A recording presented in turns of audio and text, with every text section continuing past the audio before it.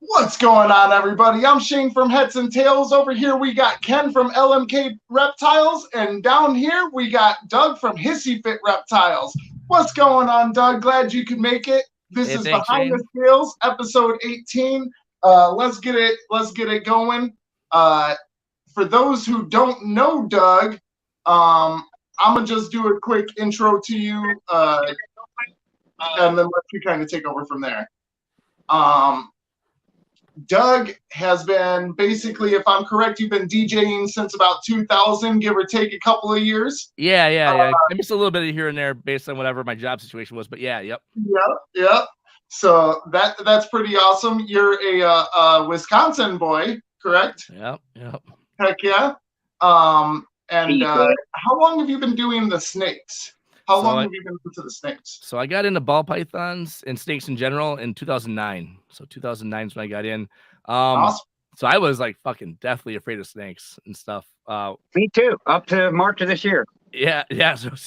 So I was like I know I've told the story a few times before, but for people who don't know or might not have heard or whatever, man, like I at one point I told my wife, and we were just dating at the time, I said, there'll never be a snake in this house. I said that specifically. Those exact words came out of my mouth. There'll never be a snake in this house. You can see that. Yeah. I was wrong. At least you admitted it. Right. So what it ended up being was so my son, my stepson, but he's my son, but like I said, we were dating, and she's like, well, he really wants to bring a snake home, or he has a snake that he got in like the school forest or whatever. It's like a fire belly, red belly, or whatever one of those snakes are. And he wanted to get me to hold it, and I was like, no, I'm not holding that damn thing. I'm like, you just keep that in that jar he had it in. And then finally I was looking at it, and I'm like, wow, it's like the size of a night crawler. I'm like, I've held night crawlers before, obviously. I'm like, sure. So I put my hands out like this. He put it in there, and I was like, I'm like, okay. All right, you can take it, but yeah, all right, we'll get a tank for it. So the next day we went to Petco, not knowing any better. We talked to this lady. We're like, oh, yeah, we got this snake. We want to get a tank for it. And she's like, what kind of snake do you have? It's like, oh, it's a fire belly or a red belly or whatever. And she's like, oh yeah, you don't really want to keep those as pets though, because they're hard to keep alive if you've got it from the wild, because they eat like larvae and bugs. And she's like, well, we do have ball pythons and boas. And I'm like, oh yeah, I don't know if we're gonna do that though. But like then she took us over by the thing. She's like, yeah, our ball pythons are kind of nippy, so if you're not really sure about that, maybe we'll have you hold on to one of the boas or take the boas out and see what you think of that. I'm like, all right. And the boa was like 2 feet long or so, and she's holding it, and it's just moving around and stuff. And I was like probably a good 6 feet away from her, so COVID distance. And she's like, do you want to hold it? And I was my knees were shaking, like shaking. I was like, sure. In my mind, I was like, okay, if I don't hold this snake, she's probably gonna be like, okay, well, maybe this isn't the type of animal for you guys, and then she wouldn't let us get it. And I was like, well, I told my son we'd be able to have a snake, and now that we can't keep the one that he found, maybe we should end up getting one, and I'll just get used to it, kind of thing. So then I came over there, and she had it in her hand. She put it into my hands, and it started moving through my fingers, right? And I was like, this is freaking awesome. I'm like, yeah, I think we're gonna buy this. We're gonna buy this, and I'm like, what do we need? And she's like, oh, you recommend like this. So 40-gallon breeder tank for now. This will get a lot bigger in a couple of years, but not too big. But yeah, some hides, a heat rock. Of course, the heat rock. You started with a boa or a ball python? Boa. Yeah, it was a red tail. Whoa. No, unfortunately, no. Because only reason why, because when I lost my job in 2013 and we had to move to a place, it was a lot smaller than what we were in, and just kind of had to go. Yeah, I had to kind of pick and choose and stuff. And she was fucking awesome though. Like, she was like 8 feet long, probably weighed about 35, 40 pounds. She was like I had to put both my hands to get around her. But when she ate anything the ball pythons didn't eat, she would eat it. So like, it was awesome. I miss her. She was super chill. It got to a point, like, we had one of those boa file cages for her, like, near the end. And she was really like, she loved to eat. So then every so often you walk by, she'd like slam the cage as you were walking by. But once you opened it and got her out, she was just super chill. So that was the first snake we got. So we bought that snake. Great. we didn't get the heat rock, thank God, because I found out later on, obviously, that's a shit idea. Yeah. So We've so all yeah, been there. yeah. So what we did actually, we so I for instead of getting like regular bedding, we went to like a Home Depot or Menards, and we bought like the carpeting you get for boats so it doesn't mold, Yeah. and cut it to the thing, and we just basically got like 2 or 3 of them cut to that size so we could just swap it and wash it if needed, kind of thing. That's what we did for a little while until she got big, you know. Then I started doing like I went you know, between like Aspen and like Cocoa Husk stuff or whatever different throughout the years. But anyways, we got her home. I was still nervous as shit because we had her, you know, Petco gives you those little Petco boxes with the little thing and the dog and cat on it or whatever. Here it is, gotta get out. Yeah, so we got it home. We got the tank all set up. We got, you know, we had a heat lamp, like one of those ceramic heat lamps on top. Yeah. So I'm like, okay, now we got everything's good. We gotta get the snake in there now, you know. And my wife's like, all right, just open the box. And I'm like, whoa, what if it's pissed that it's been in there for the last like 3 hours, you know, while we were getting their tank ready and stuff, you know. I mean, she's probably like freaking hype, want to, you know, strike at me as soon as I open the box. She's like, do you want me to do it? And I'm like, no, I'll do it. So I'm like, okay, here we go. And I opened it up, moved it over. I'm like, all right, close the tank. I'm like, it's good for a while. And she's like, okay. So the next day, my wife's like, all right, are you gonna hold the snake? I'm like, that lady at Petco said probably want to wait a couple days before you handle it. Maybe. So I was like, okay. But every excuse in the book not to. What's that? Right at the beginning, every excuse in the book not to. Yeah, yep, exactly. But then I started watching I watched like a shit ton of YouTube videos, like on like there was like this one dude. It was like, I don't know if I haven't looked him up in a long time, but it was like called his YouTube thing was called Comfortably Numb, like, you know, from like Pink Floyd, but like it was spelled differently. But he was like, he had this badass boa set up, like he had it where it was like this fog in there and stuff, you know, for humidity, and he had all this really cool shit in there. I'm like, that looks awesome. I was trying to mimic some of it that he did, you know, adding different stuff to it. And then also my wife comes home one day, and like I said, we were still dating at the time, but she's like, hey, I got this number from somebody. There's this guy, I guess he's like a local snake expert in town. His name is Garrick DeMeyer. So I guess he's like a snake expert. So if we have any questions, we can probably ask him. I'm like, oh, cool. And then there was a website on there too, like his phone number and website. And so I went on his website, royalconstrictordesigns.com. You know, I was like, oh, damn, there's some really cool stuff on here. I'm like, his ball pythons look a lot different than the ball pythons that were at Petco. You know, those were normals. He had this one picture. It was a pastel clown and a killer clown right next to each other, and it said rare killer clown.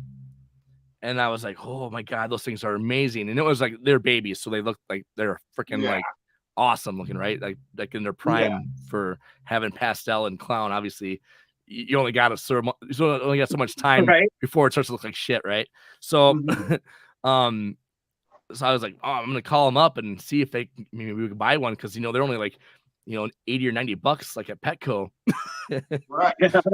So I called them up and I'm like, hey, I was wondering if you have one of those killer clowns I can maybe buy from you.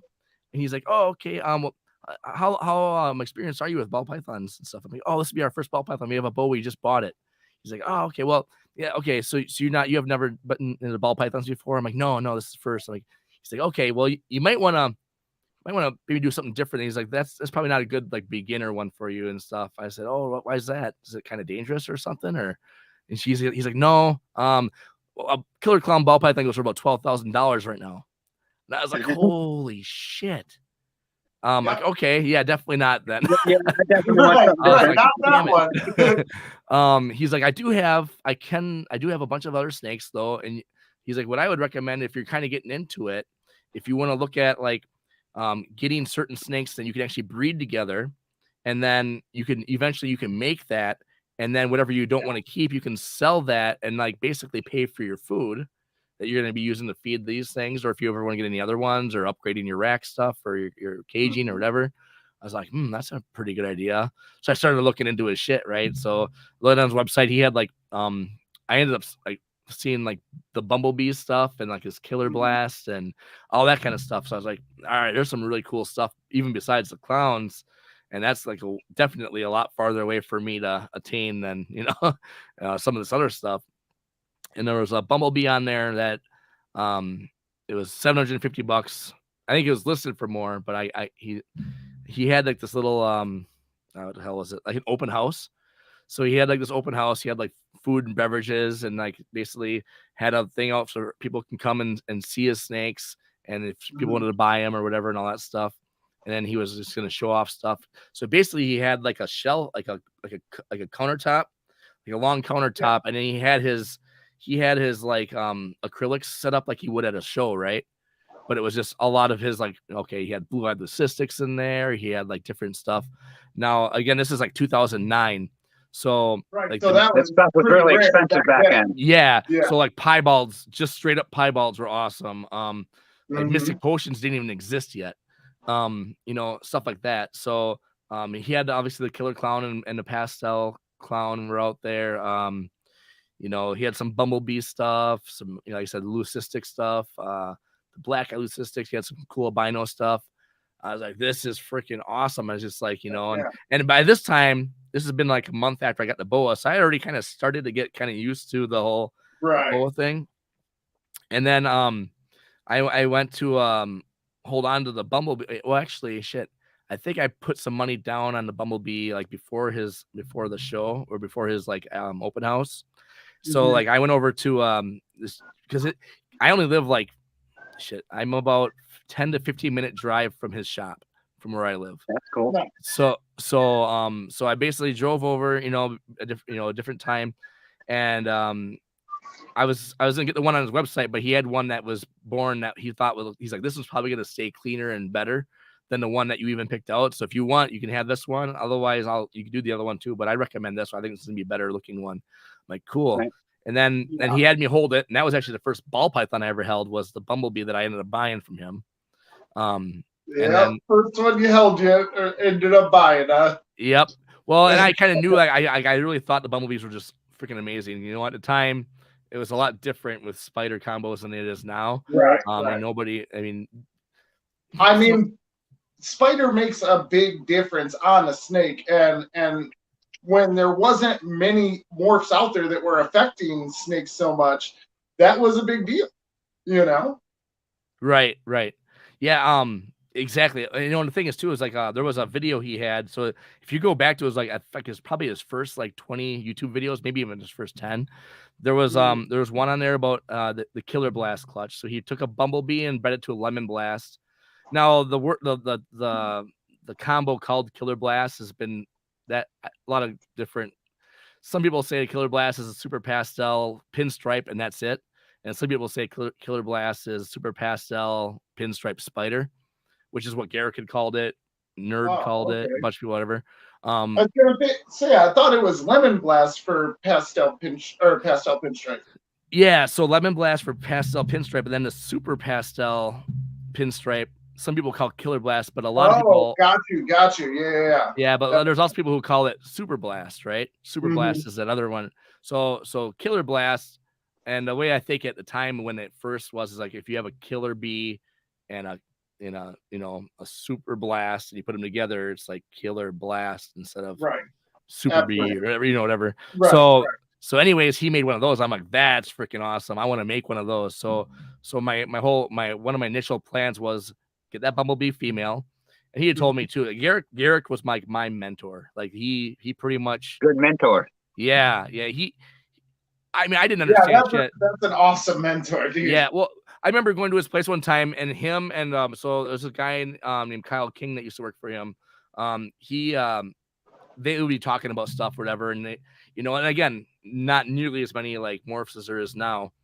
Right. And so I'm like, oh man, I'm gonna take an albino and breed it to my Bumblebee and make Bumblebee albinos. Not knowing that, you know what I mean? Because I didn't know that you need certain stuff, whatever. I'm like, oh, I want to make a pied with this, and I want to make like Orange Dream had kind of come out like right around that time as well. Like that was starting to kind of get popular around 2009, 2010. And I was like, oh, you know, cool. I want to make an orange dream pied, take an orange dream, take a pied, make some orange dream pieds. I didn't know. I didn't understand the genetic stuff at that time. The recessives take yeah. 2. Yeah. So again, it took a lot of like, you know, watching YouTube videos and some of the books and stuff. Like I have like 4 or 5 ball python books. I have like designer morphs. I have the ball python history, ultimate ball python, and all that shit, you know. So, you know, so I was doing a lot of research on all the different shit, you know, understanding how recessives worked and all that stuff was a big part of it, you know. So now it's like second nature. It's like it's hard to believe there was a time where I didn't understand how the shit worked, you know. That's an interesting thing to say too, because it's funny whenever I get new people into like the chat and stuff, and we're talking about genes. To them, we're just speaking Chinese, like we're just saying random words that don't mean anything. You know? Right. Well, that's it too. Like the whole, like the codom. You know, I mean, it was codom to me for like ever. And then all of a sudden it's like, well, you know, that's technically incorrect. It's supposed to be incomplete dominant as the actual term. Everybody still says codom. It's easier to say. You don't say incomplete dom. You know, it's codom. That's a dominant. That's an incomplete dominant. Yeah. Did we have someone correct us on that one time before? Did you? I think we did. Like it was on, I think, a random live. Someone was ragging us for codoms that are incomplete dominants and dominants or whatever. We had a whole conversation on it somewhere along the line. Yeah. Well, you know, I think as long as you like know that that's what it also means, it's like what the fuck should matter, you know? Exactly. I mean, if somebody wants to call a bumblebee a pastel spider every time they say it, that's up to them, you know. If you want to say, if you want it to be a longer to say what you're saying, you know? Exactly. You know, like a Pompeii. Do you want to seriously say all those damn genes every time you say what that combo is? Say Pompeii, you know. Exactly. So, but yeah, so like I said, he was my major mentor on that stuff. I learned a lot from him as far as how that goes. He pretty much guided me into my like beginning of everything. Like he's like, doesn't even pay for you to buy a male right now. Don't buy a male, you know. You want to get your females because your females, because I was buying them as babies. It's not like I was buying shit. If you wanted to buy like an adult normal at the time, you're paying like $600-700 for an adult normal, but with nothing in there besides it just being a normal. So if you wanted to have like genes, the actual genes, you know, like, okay, I remember some of the prices because of how much different they are now. So my first thing was the bumblebee, $750 I paid, right? And then I took some student loan money and I bought a butter for like, the butter was like $500 or $600 for just a butter female. A Mojave female, I'm pretty sure it was around $600 or $700 for just that. I paid $1,100 for my pied, just a pied. And I got an albino, I think it was around like $700 as well, somewhere around there, you know. And you know, and it was all from Garrick. Everything I got was from Garrick because you know, whatever. And then going into 2010, I started to kind of, you know, okay, here I maybe get some other stuff in there so that way, you know, I'll start getting a few males as some of the females started getting some size on them and stuff, you know.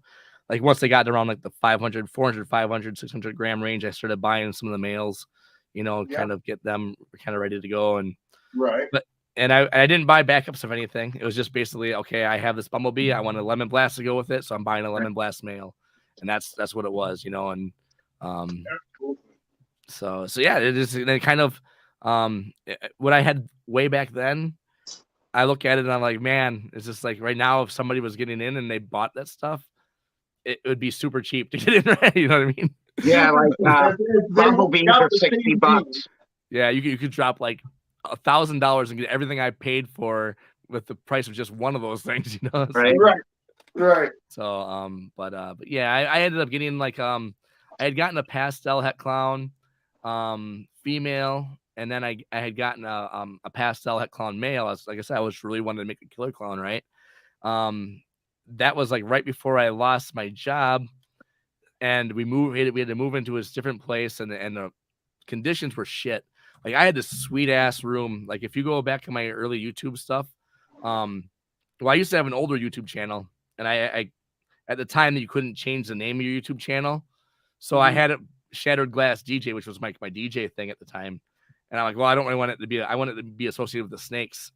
So I started a new YouTube channel, and the Hissy Reptile thing, and I put on there. I took my old videos from my previous channel, and I did like 2009 like year in review of like kind of like highlights, kind of like a highlight of what happened in 2009.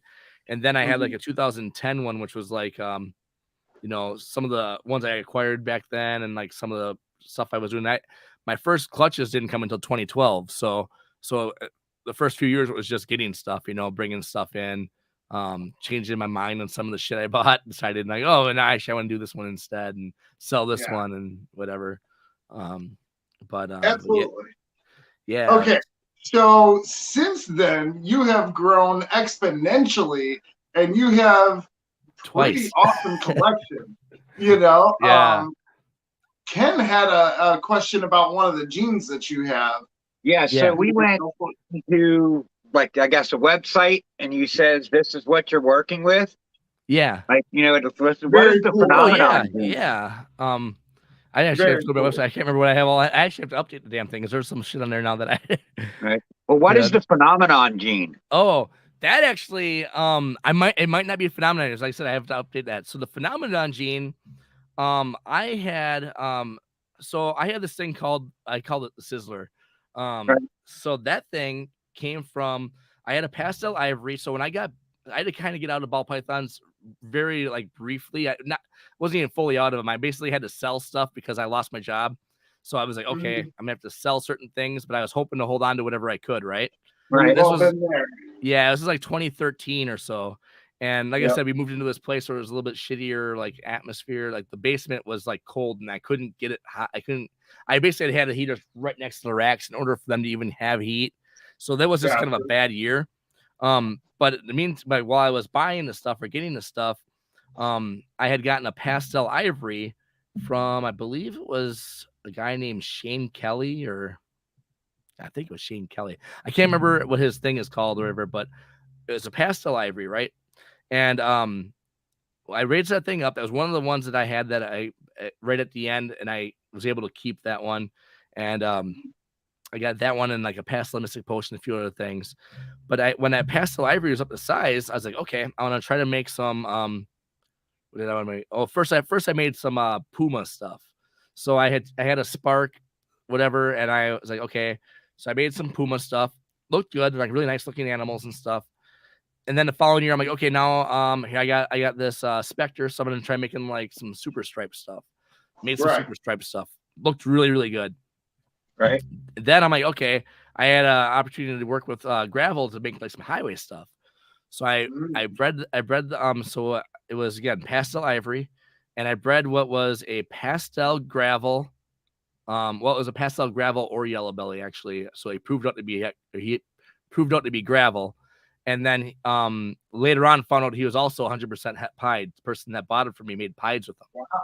So I think he was a posset pied when I got him, but I wasn't really too concerned about it. I just really wanted to make highways. Right. At that time, I think highways were going for like, $6,000 or whatever, $5,000. Mm-hmm. So I'm like, okay, pastel ivory, pastel gravel, super pastel gravel or highways I could have made, pastel highways, regular highways. Well, I made a pastel highway, and I made like a couple other highways, and then I made this one really crazy looking snake. I don't know if I can share, like if I have let me see here if there's a way for me to pull up or show you guys on my thing, but there's I called it the Sizzler. It was like a gunmetal gray looking thing. If you go like way back in my Instagram kind of stuff, I have seen it before. It would have been Ken. Can you pull it up on your other phone? Yeah, I'm going to try to get to it. Hold on. Yeah, otherwise I could probably pull up my phone too. Actually, I forgot it's probably on here. Good, I got it. You got it. So I'll get it. I got Instagram on this. I'll get it. All right. So yeah, so it would have been and I can go grab her too to show you guys what like she looks like now. But when she was born, it was like, wow, if it's anything that's not highway, was going to be guaranteed to be yellow belly, right? Because it's a pastel ivory. So I'm like, okay, so this thing's got yellow belly for sure.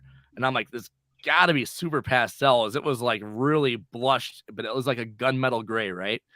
And out of the like super striped stuff I made, and then also like the Puma stuff I made, nothing looked really crazy from that. Like it wasn't like anything was like there was some really nice looking stuff. Like it was really clean, really intense, but not where I thought like, hey, this is something new or anything like that. How old is it?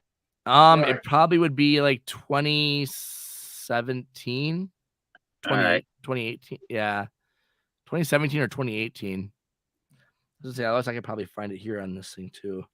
But what ended up happening was I'm like, damn, this thing is like insane. I had like some lettering on its back. It had like an S, an I, an S.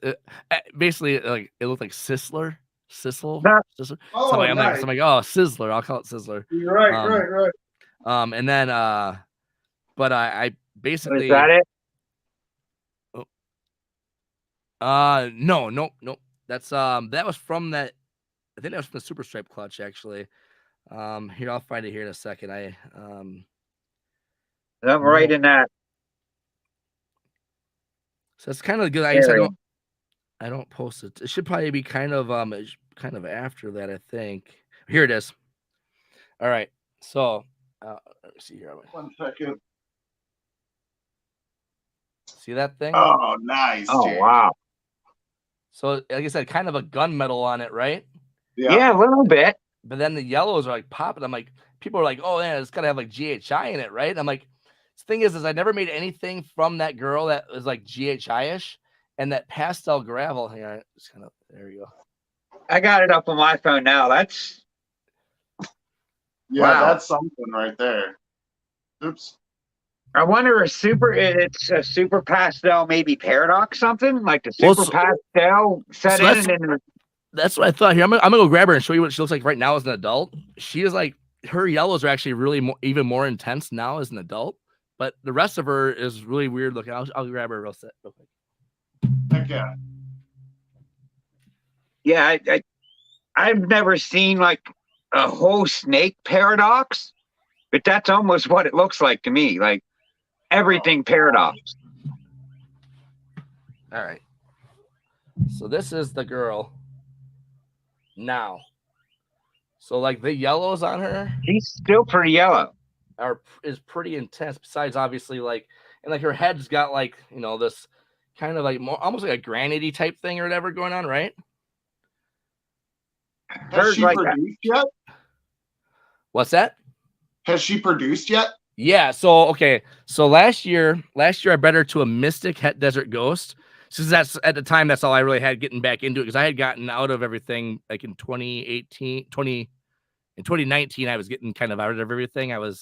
I get that a little bit later, but got back into everything about 2020, 2021, I started getting kind of back into it a little bit. So in 2021, I had 3 clutches. I only had like a few males to work with, and that were left over from kind of like stragglers from the ones that didn't sell. I actually had this girl listed at $400 at one point in time with my collection sale. Wow. But she basically, I bred her to him, and I didn't get anything too crazy. Like I have one of the ones I kept maybe has whatever she has, but I'm not 100% sure. But then last year, is that a male or a female? This is a female. So no. The one that she produced. Yeah, it's a female. So so I kept that one back. She's like about, God, she's like 700 grams now probably. Because that was from like end of 2021 or so. Yeah. And this past season, I bred her to my pastel mahogany het pied, right? Because this girl's actually 50% pos het pied. Because remember that dad was 100%. Yeah. So I'm like, okay, I'm gonna breed again. Here she is. So I bred a pastel mahogany to this, not knowing. Basically, it's a super pastel yellow belly plus something. Because if you look up a super pastel yellow belly, they don't look like this at all. Like right. That's not what you see when you look up your typical super pastel yellow belly.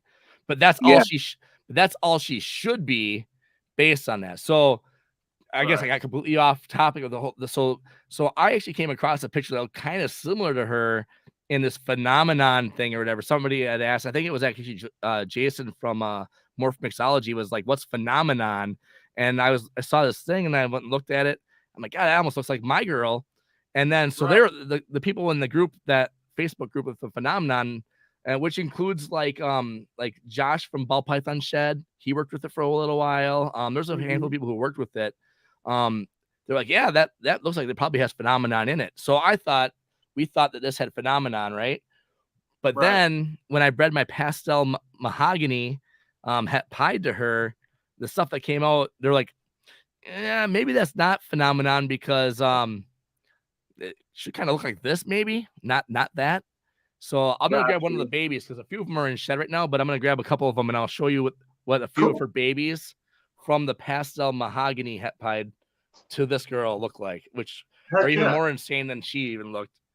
Wow. Please do. Awesome. Heck yeah. So Ken is the king of not knowing if his snakes have a gene in them or not. Well, he always has some possibilities. That did that. They just look different. He aims for snakes that don't look like what they're listed as. I don't know if that's a good thing to do, personally. But I don't know. They look cool. They look cool. You do have a cool collection. All right. I'll figure them out sooner or later. So 2 of these are in shed, but I'm going to show them to you anyways. So one of them, it looks a little bit different, obviously, when it's not in shed, but one of them looks like this. Ooh, hold up. There we go. Okay, so this is as close to the mom as any of them look, which I said, almost, yeah, it has the patterning and stuff, kind of like her. Like I said, this is in shed, so it looks a little bit different. It's a little bit more intense when she's not in shed. Head kind of has this going on, So as you can see too, which is weird. I've noticed this, and you can see it on a couple of the other ones too. But see let's do a camera. See those little dots? You know how those eye stripes right in front of her eye stripes? Yeah. She moved her head here. Trying this camera wants to zoom on me because person. But see that little dot there? That's weird. Actually, on the other side as well, it's like extra nostrils. Yeah, they look like extra nostrils, but they're not, right? But I've noticed that on both of them. So this one's got that, right? So then this other one, I think it's caught on my cord. 1 sec here. There we go. So this one's not in shed, but this is this one. So this was a lot different looking than the mom. Look at the stripe. Heck yeah. Yeah, it looks like a highway stripe, sort of, a pastel highway stripe. Kinda, yeah, right. And it's see that dot by the stupid camera. Let's keep zooming in on me. Here, let's go like this. There, kind of see those dots again. Yeah, they're there again, right? Yeah. And again, her patterning is really faded along the side, almost like a sandblast type thing. Yeah. Or like on those pewterish type things. Somebody's like, oh, maybe it's got black pastel. I'm like, that's the thing. 3 clutches of that girl and 6 egg clutches or so on each of them. I think I would have seen at least a black pastel or a GHI or some kind of other dark gene with that pastel ivory. That looks nothing like a black pewter. Right. So, and now that it's getting kind of a little bit older here, it's getting kind of changing up pretty good. And this is the only female. Everything else in that clutch was a male. This is the only female from this clutch. Again, this is from this recent one. And then there's this one, which is the most reduced, which I think is probably everything that it could be. But this is extreme. Like there's not even really a dorsal stripe. It's just kind of like fades, right? Yeah. And then also there's those dots. Oh, wait, no, does this one have the dots? No, this one actually, the dots I think are there, but they're really faint. Everything else is washing them out.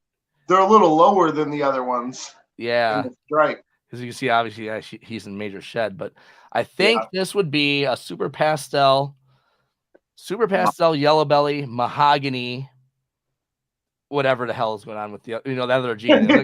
That's what I was gonna say. It looks mahogany. So I think these two for sure have mahogany in it. Mahogany. I think maybe this one might not then, because I think that mahogany is giving it that stripe, kind of like a sumo would, right? Yeah. So Absolutely. so yeah, and it could be that this was almost the same as this one. It's just that maybe there's just a variation of the two, but I think they look different enough that there's one extra gene in this one possibly than in that one. For sure. So, and I've talked to like a couple different people like Ozzy and a few other people, and like Ozzy said, his high intensity orange dream stuff came out of nowhere. It just popped up. He's like, that's how morphs pop up. That's how morphs become morphs, and it's a mutation. What he's like, this stuff could have just mutated from that one clutch. You might never make it again from that same thing, or that that girl might have whatever this gene is. Now, because of this, I'm gonna have to basically hold all this stuff back. I don't have to, but I'm going to hold it back so that way I can say, okay, this is just kind of like see it all three of them again one more time here. Let me go solo again. So yeah, so like like it looks a lot. All three of them look different enough from each other that it's like I don't want to miss something or sacrifice something. It's just kind of finding out what do I sacrifice from other breeding plans. What's that? Hold all three of those up again. Okay. So I have one more that there's one of them that looks exactly like this one. Yeah. It's a male. This is the female, and she's not in shed, so that's why I grabbed her instead of the other one. So one of the other ones looks like this. This is the only one that looks like this, and this is the only one that looks like this. Now, I'm gonna grab one more, and it was one I was thinking it was just a pastel yellow belly. Thing is getting more and more intense every shed. And I've seen pastel yellow bellies where they're like, okay, they start to look like a really nice pastel, right? Mm-hmm. But you can still tell it has yellow belly or whatever. I'm gonna grab that because I'll see what you guys think of this, because I'm not really sure what to make of it, and maybe it has that gene in it, but with just pastel and yellow belly. Right. Yeah, I'll grab it real quick here. Cool. There's something with mahogany that I think I found in a lot of them, like when their stripes come down, like on their head, and they like stop on their nostrils, like in their nose area, they fan out in mahogany. Yeah. Hey, while we're got some time real quick, let me give a big shout out to the chat real quick. We got Ledka in here. What's going on? We got Blaker's Pythons. We got DWI. I seen Snugster in here a little bit earlier. We got 905 Royals. What's going on? We got Bosa in here. We got Pip Stalkers. I seen she just stopped by. Got James Geit. Let's see, Stan. We got Stan. What's up, Stan? And I think I'm about caught up. If I missed you, down with it. Much love. Oh, DWI. I thought I said that. Maybe what you did. All right, we're all caught up. Oh, Tamethyst. What's going on, Tammy? All right, cool. Back at it. All right, so this right here came from that clutch, and at first I thought, okay, when it first hatched out, I'm like, okay, that's a pastel yellow belly. That doesn't have whatever this thing is. I'd say it does, because it's like 3D almost. It is like intense. It's almost like I don't know. And here's like the belly. So I'm assuming, and I would say pastel yellow belly, but something else. I think this would be like, because the other ones I think are all super pastel, which is maybe affecting that grayish. Yeah, bringing that out. Yeah. So maybe this is just without, or it could be. I was kind of thinking the others were super pastel too, to make them like kind of gray out like that. Right. Or it could be because I'm not guaranteed yellow belly with that female, because that female is guaranteed yellow belly because of her mom being a pastel ivory. So not everything has to have yellow belly passed on from her. Plus, again, it was a pastel mahogany, right? So maybe this is just a pastel and whatever that gene is. I don't know, but that's definitely just not pastel, because the saddles or alien heads kind of look like they're popping off that snake. It almost looks like 3D. Yeah. You can see the depth of it, even on camera.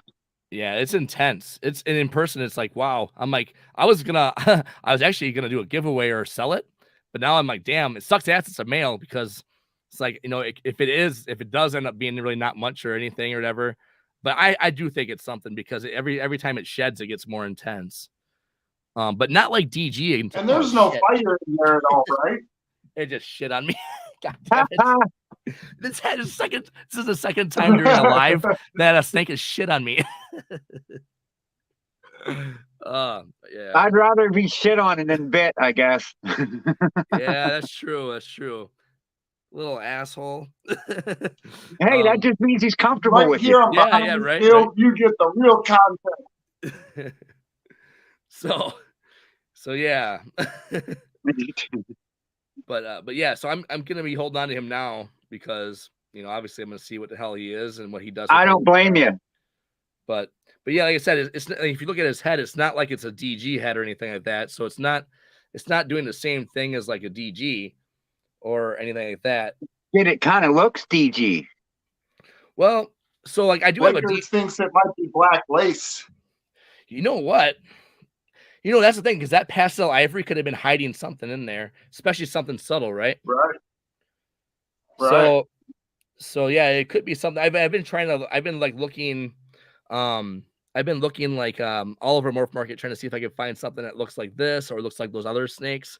And there's been times where I'm like, oh yeah, that kind of looks similar, but then it's like, no, there's no way though. That like, because then I look at like some of the other combos and how they look with stuff, and it's like, I know how did I not make it before, or how did I not make certain things that could have looked like that? So, but like I said, those other snakes were really intense or really, really nice. Like the pastel highway I made, the super stripe stuff, they all looked really nice.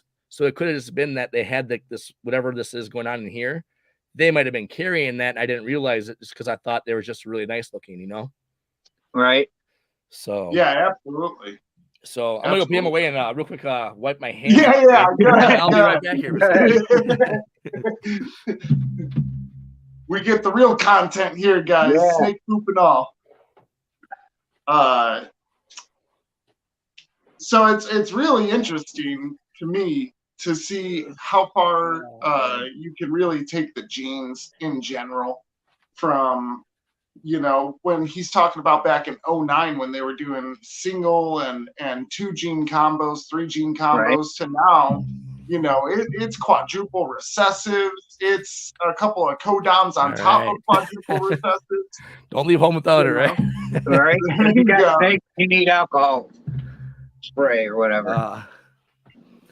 But it's crazy to see how far things have gone from having 1 and 2 gene combos to ending up with, quadruple recessives and 2, 3, 4 codoms in the mix as well. It's insane. I mean, what's going to happen when you start getting quads and quintuplet recessives? I mean, this is going to get crazy within the next 10 years. Well, and so that's the thing too. So like, I can't remember. I know I've heard. So Ken, you've been in the game too long, right? It's only been like a couple of years now. No, not a year. March will be a year. Yeah, and then and Shane, how long for you? It's literally just like a year, like last week. So so there was a time in like the 2011, 2012 time frame, even 2013, where people were putting all these genes together. And they were pretty much making patternless looking snakes or white snakes or yellow snakes. Basically, like all of a sudden, it's like, yeah, this is just almost just a yellow snake, and it's like everything's gone from it. So people were like, yeah, once you put 4, 5, 6 genes together in a snake, you're pretty much fucking yourself anyways. You can't. But then all of a sudden, freaking Mr. Kabelka. Right. Not just him, but like obviously he was showing stuff that was like, hey, this is like a 6 gene animal with an intense patterning, a lot of patterning. Exactly. So, I mean, I would say he had a huge impact on it. Although I haven't been breeding long or like trying to build my breeding projects long, I have been into reptiles since I was like 18 or so. So I mean, just knowing how far they came since then, because I mean back then all you could get was like a normal. Right. Somebody would say something about a spider and you're like, what's that? I don't want a spider, I want a snake. Yeah, it's like, hey, I'm looking at maybe getting a spider. Like, oh, really? I like ball pythons, not spiders. Right. I remember somebody saying something, and I was like, no, man, I'm not into spiders. I like snakes. Yeah. But now it's just so advanced. What is a dream snake that you would like to make? I also, before you answer that, what's up with your double axanthic project? Okay, I want to know. So like my axanthic pied that I have.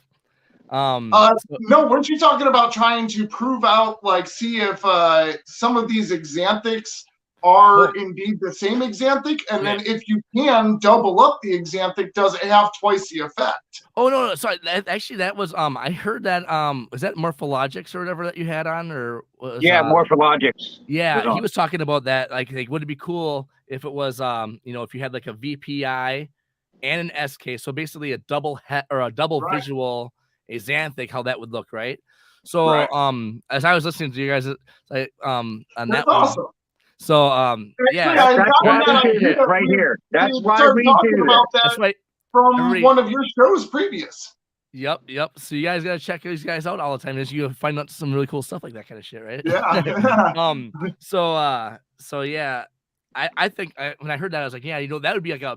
What suck about that is if you made an axanthic that was just an axanthic, you're like, okay, is this SK or is this right? VPI? Or if you get one visual, it's going to be so tough to figure out which visual it is. Right. Especially if you have other stuff involved. The reason why JD Constrictions shit looks so fucking awesome is because he's got fire in a lot of it, or he has like, Firefly, so basically, or he's got it, he's got like Orange Dream in it or whatever. So like those are things that are enhancing anyways, right? Like so if it was just a regular, SK line axanthic, it's probably still gonna brown out, or it's gonna get some of that brownness or whatever, right? There's only like, they say that the only axanthic, the only axanthic that is like the best one or whatever that won't brown out is supposedly the MJ line, right? Like the Marcus Jane line. Yeah. Which if you have an axanthic pied, they call it the lightning pied. And I've heard him in interviews say that if it's not an MJ Marcus Jane axanthic pied, then it's not a lightning pied.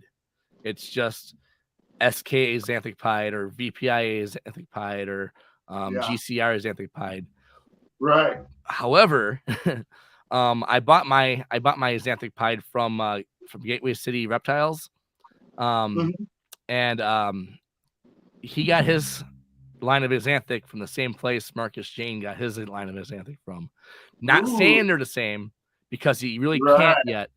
However, the last I had heard is he had gotten a hold of an MJ line axanthic, and he was going to breed it together with his line and see if they are, because if they are compatible, more than likely it's not that they're compatible, it's that they're the same damn thing. Because they came from the same place. But at the same time, obviously, for sake of not pissing people off, probably still say it's the GCR line, whatever. But I don't know. My girl is like 600 or 700 grams right now. And unless she's in the shed, she's pretty poppy. I'll go grab her real quick. Hopefully she doesn't shit on me. Yeah, for sure. What's going on, Eric? Oh, I think I missed Chris in the chat earlier. What up, Chris? What up, Mitzi? Iron Dog, what's going on? All right. So this is the axanthic, the GCR line axanthic pied. So as you can see, it still has some pretty good silver on it. Yeah, it's getting heavy too. So that's nice. Yeah. And she does have some like slight browning-ish, But is it pastel in there too, or just axanthic? This is just the axanthic and pied. Nice. That is really nice, dude. Yeah, that is nice. Really nice. Because I'll tell you what, my pastel VPI looks about like that. Well, actually, she's browner than that these days. Really? And she's got pastel in there, which usually like axanthic and pastel work really well together. Right. And I say you can see there's like some browning, but that's this part right here is like freaking that part. God, yeah. You can look at that. Yeah. That's awesome right there. Yeah. And then like like along the sides here, like over here and stuff too. That area. How's that one's face look? So its face. Her head is still super white. Like her body's starting to brown out, but her head is like where it's silverish. Oh yeah. Mine's the same way, Shane. Mine's an Xanthic VPI that's het for lab, and man, it's getting dark. So the top of the head, even when I got her, she was like, I think she was about 150 grams or so. Yeah. So yeah, every time I look at moving this thing, I'm moving it the opposite way. But yeah, so basically, that's the GCR line, which again, I think is pretty damn close to that MJ line. So I don't call it a lightning pied because I guess some people get pissed off about that. But yeah, I would say this is probably one of the better regular. If you're a plain Xanthic pied, is probably one of the better ones you can probably see. I agree. The thing is that VPI and SK have such a name for themselves that you have so many more people working with that stuff. So the only thing about right now is that this line is really hard to find. There's only like, if you want Morph Market right now, I think there's maybe 6 on there. And actually one of them that's on there doesn't even look super, it's like, okay, it looks okay, but it's really browning. But in person, when I was at the show and I was at Tinley, there was like a pastel yellow belly Xanthic GCR line, and that thing was like 800 grams, and that thing was popping. Like, awesome. Heck yeah. Well, that thing in your head's popping. Yeah, nice. For just a single gene, that's impressive. Right. Well, yeah, yep. For not having any other site. Yeah, not having anything to it, I meant. Not single gene. Yeah, if you get like, well, maybe not fire with it being pie, because usually those are pretty low white, but like if you just had this Xanthic with fire in it, or fire and like pastel, stuff like that, I'm assuming it would really pop. Yeah, I'm gonna go put this one back real quick here. All right. Yeah, that's awesome, man. I love the Xanthic pied. The Xanthic pied to me is like one of the things that got me really going in the projects in the first place, was because I seem like, okay, Xanthic pied, mix them together, $2,500. I was like, sweet, right. Well, that's like the first day you're learning, and you're like, oh yeah, there's money in this.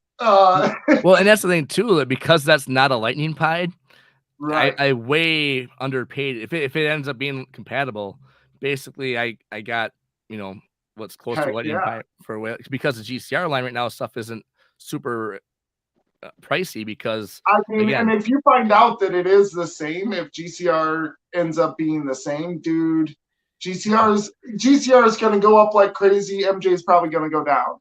Right, because then all of a sudden it's like, especially because there's people working with the MJ line in the States, I can't remember specific. I know there's somebody specifically. I've seen some of his videos, and he even in his videos is like, if you don't have an MJ line Xanthic, it's not a lightning pied, So, right.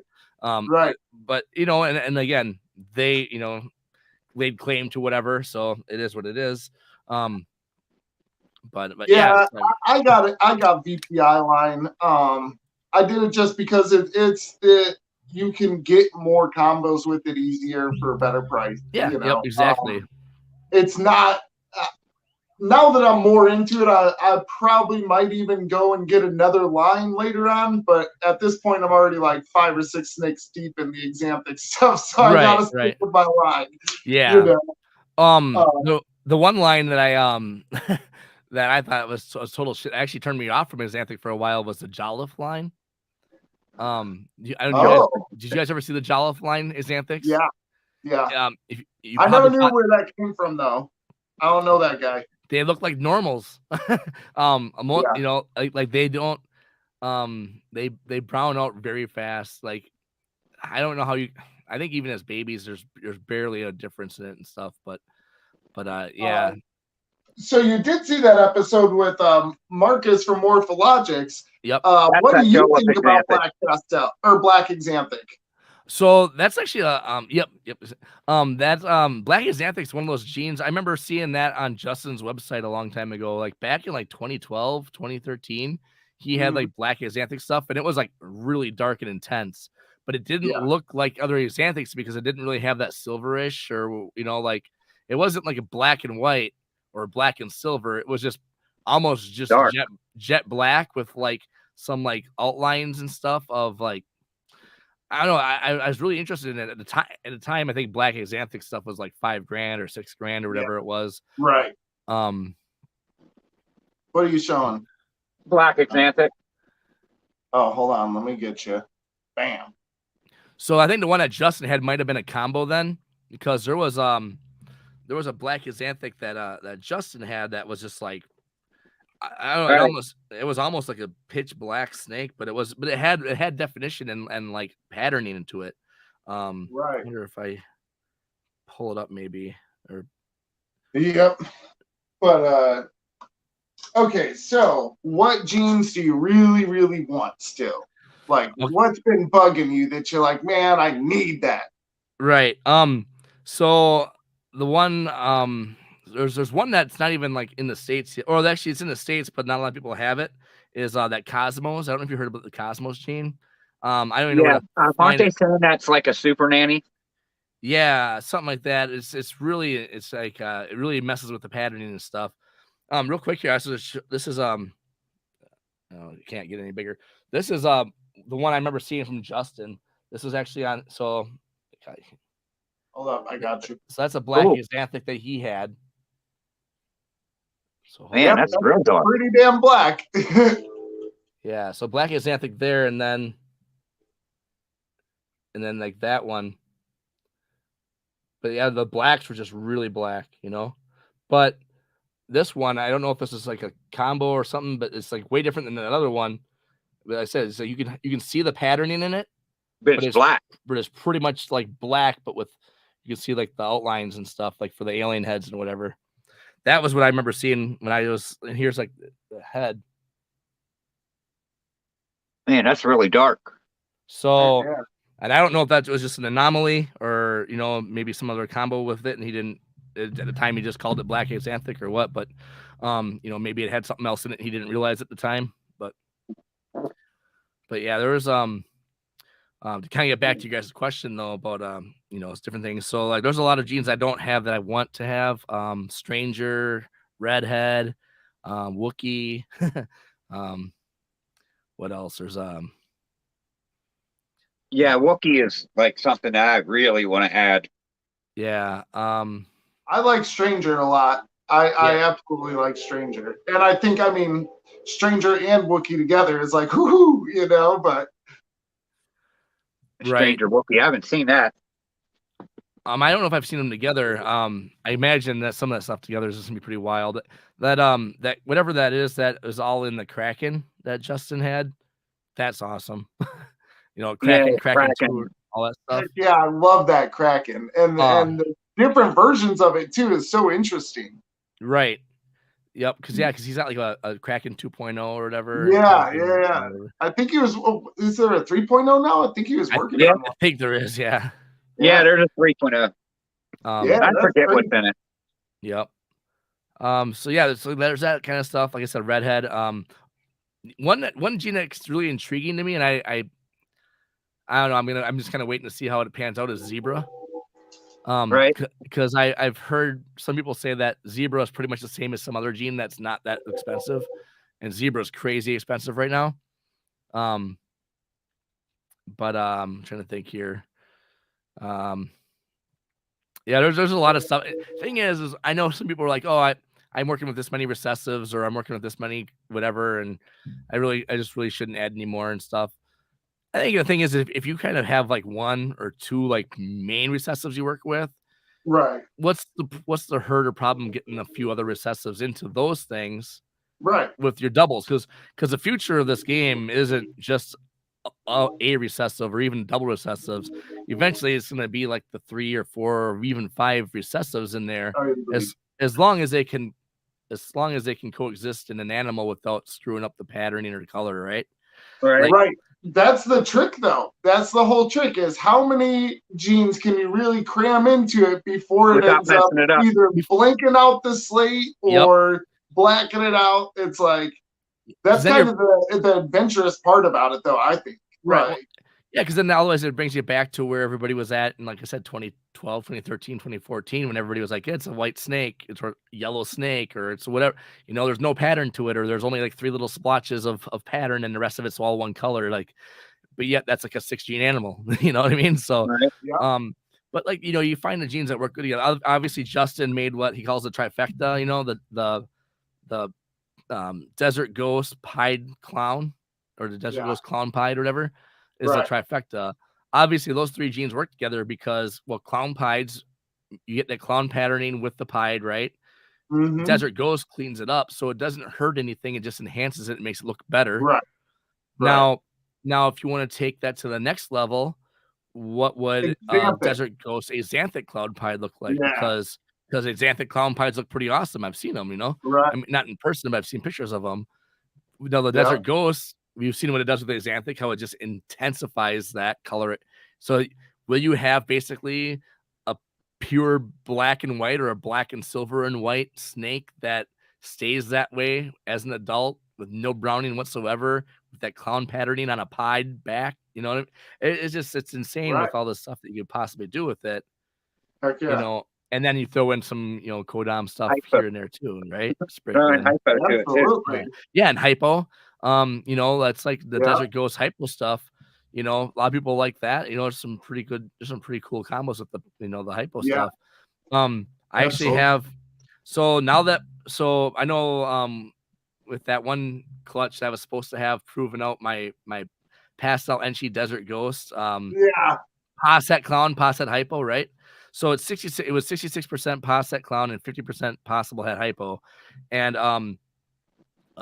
so he didn't end up breeding the female that I thought he was going to be breeding, that pastave clown. 9 eggs she laid. I would have had a really nice, you know, number to see if he was to prove him out.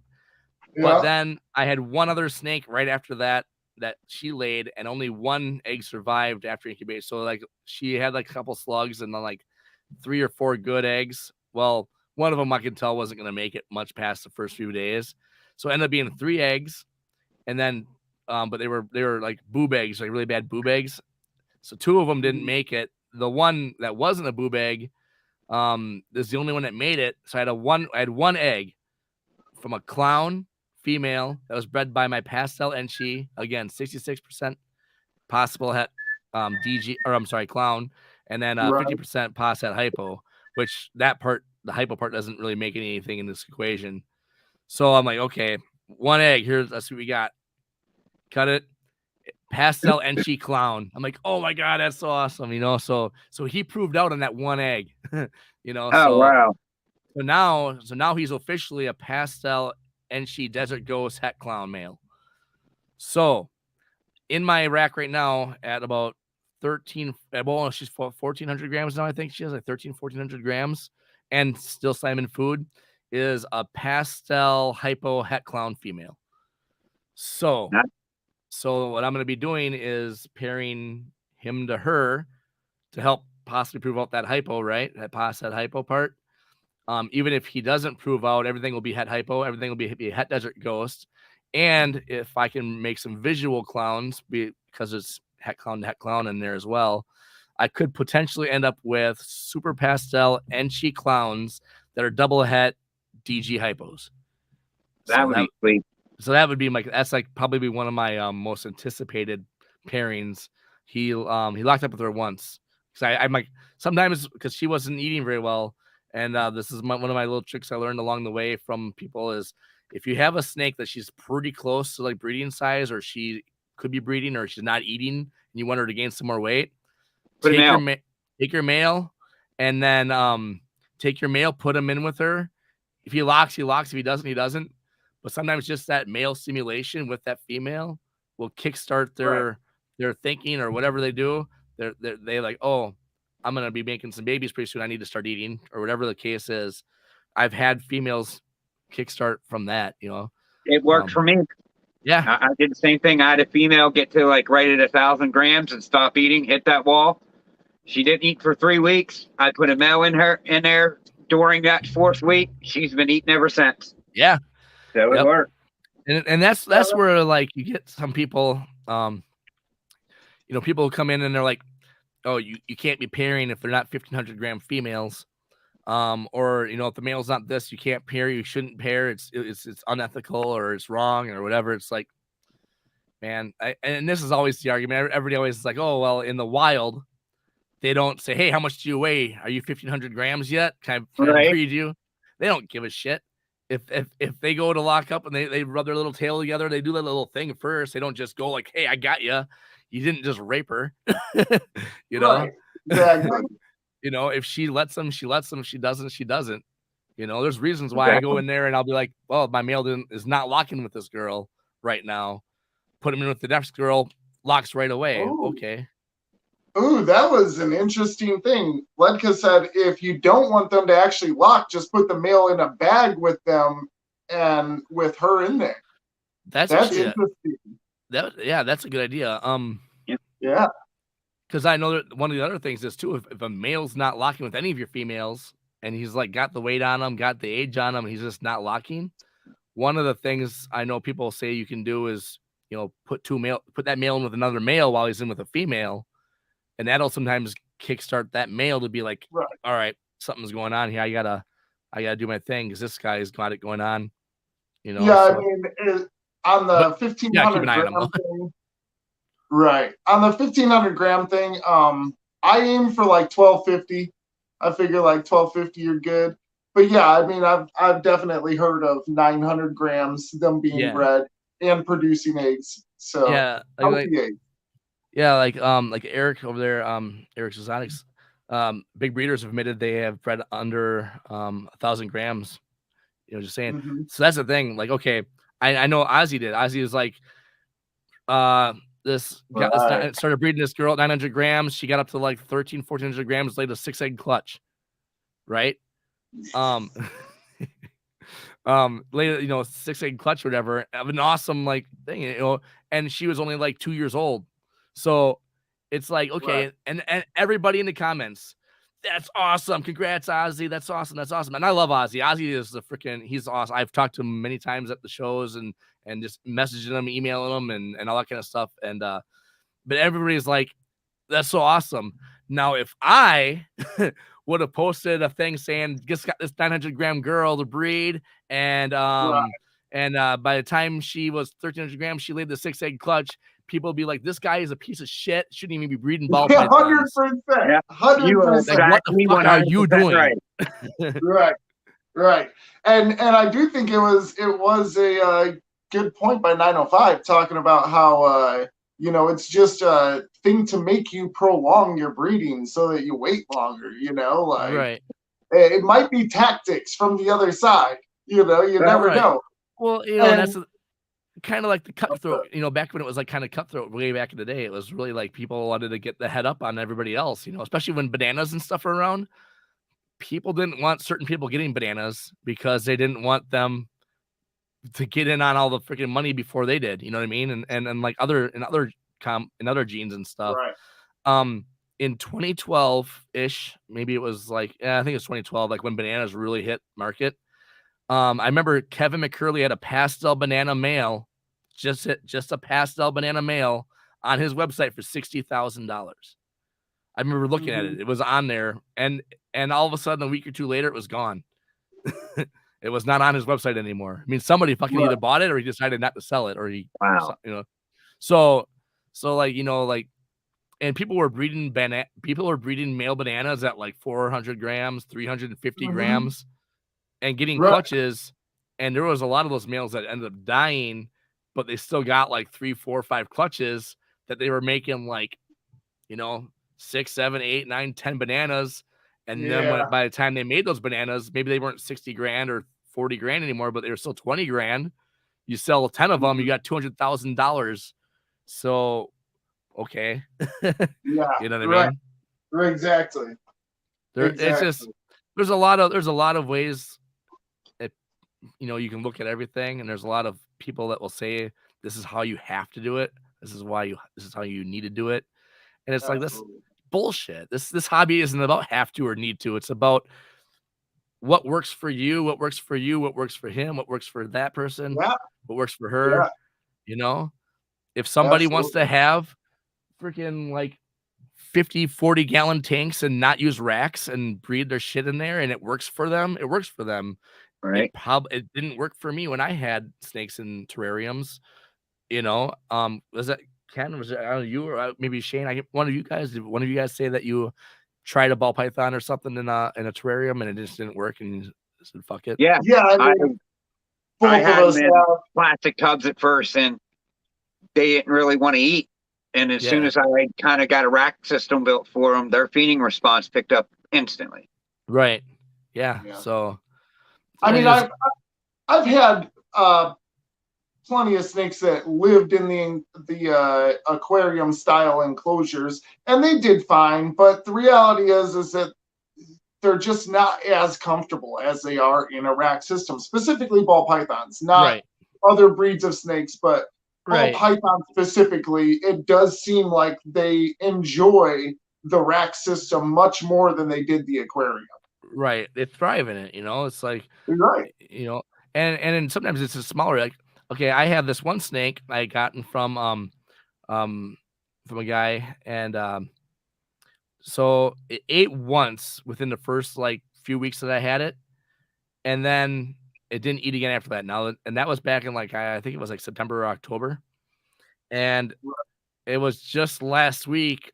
I was like, hey man, what were you feeding this girl? Because she was 1,400 grams when I got her, like 1,400 or so grams.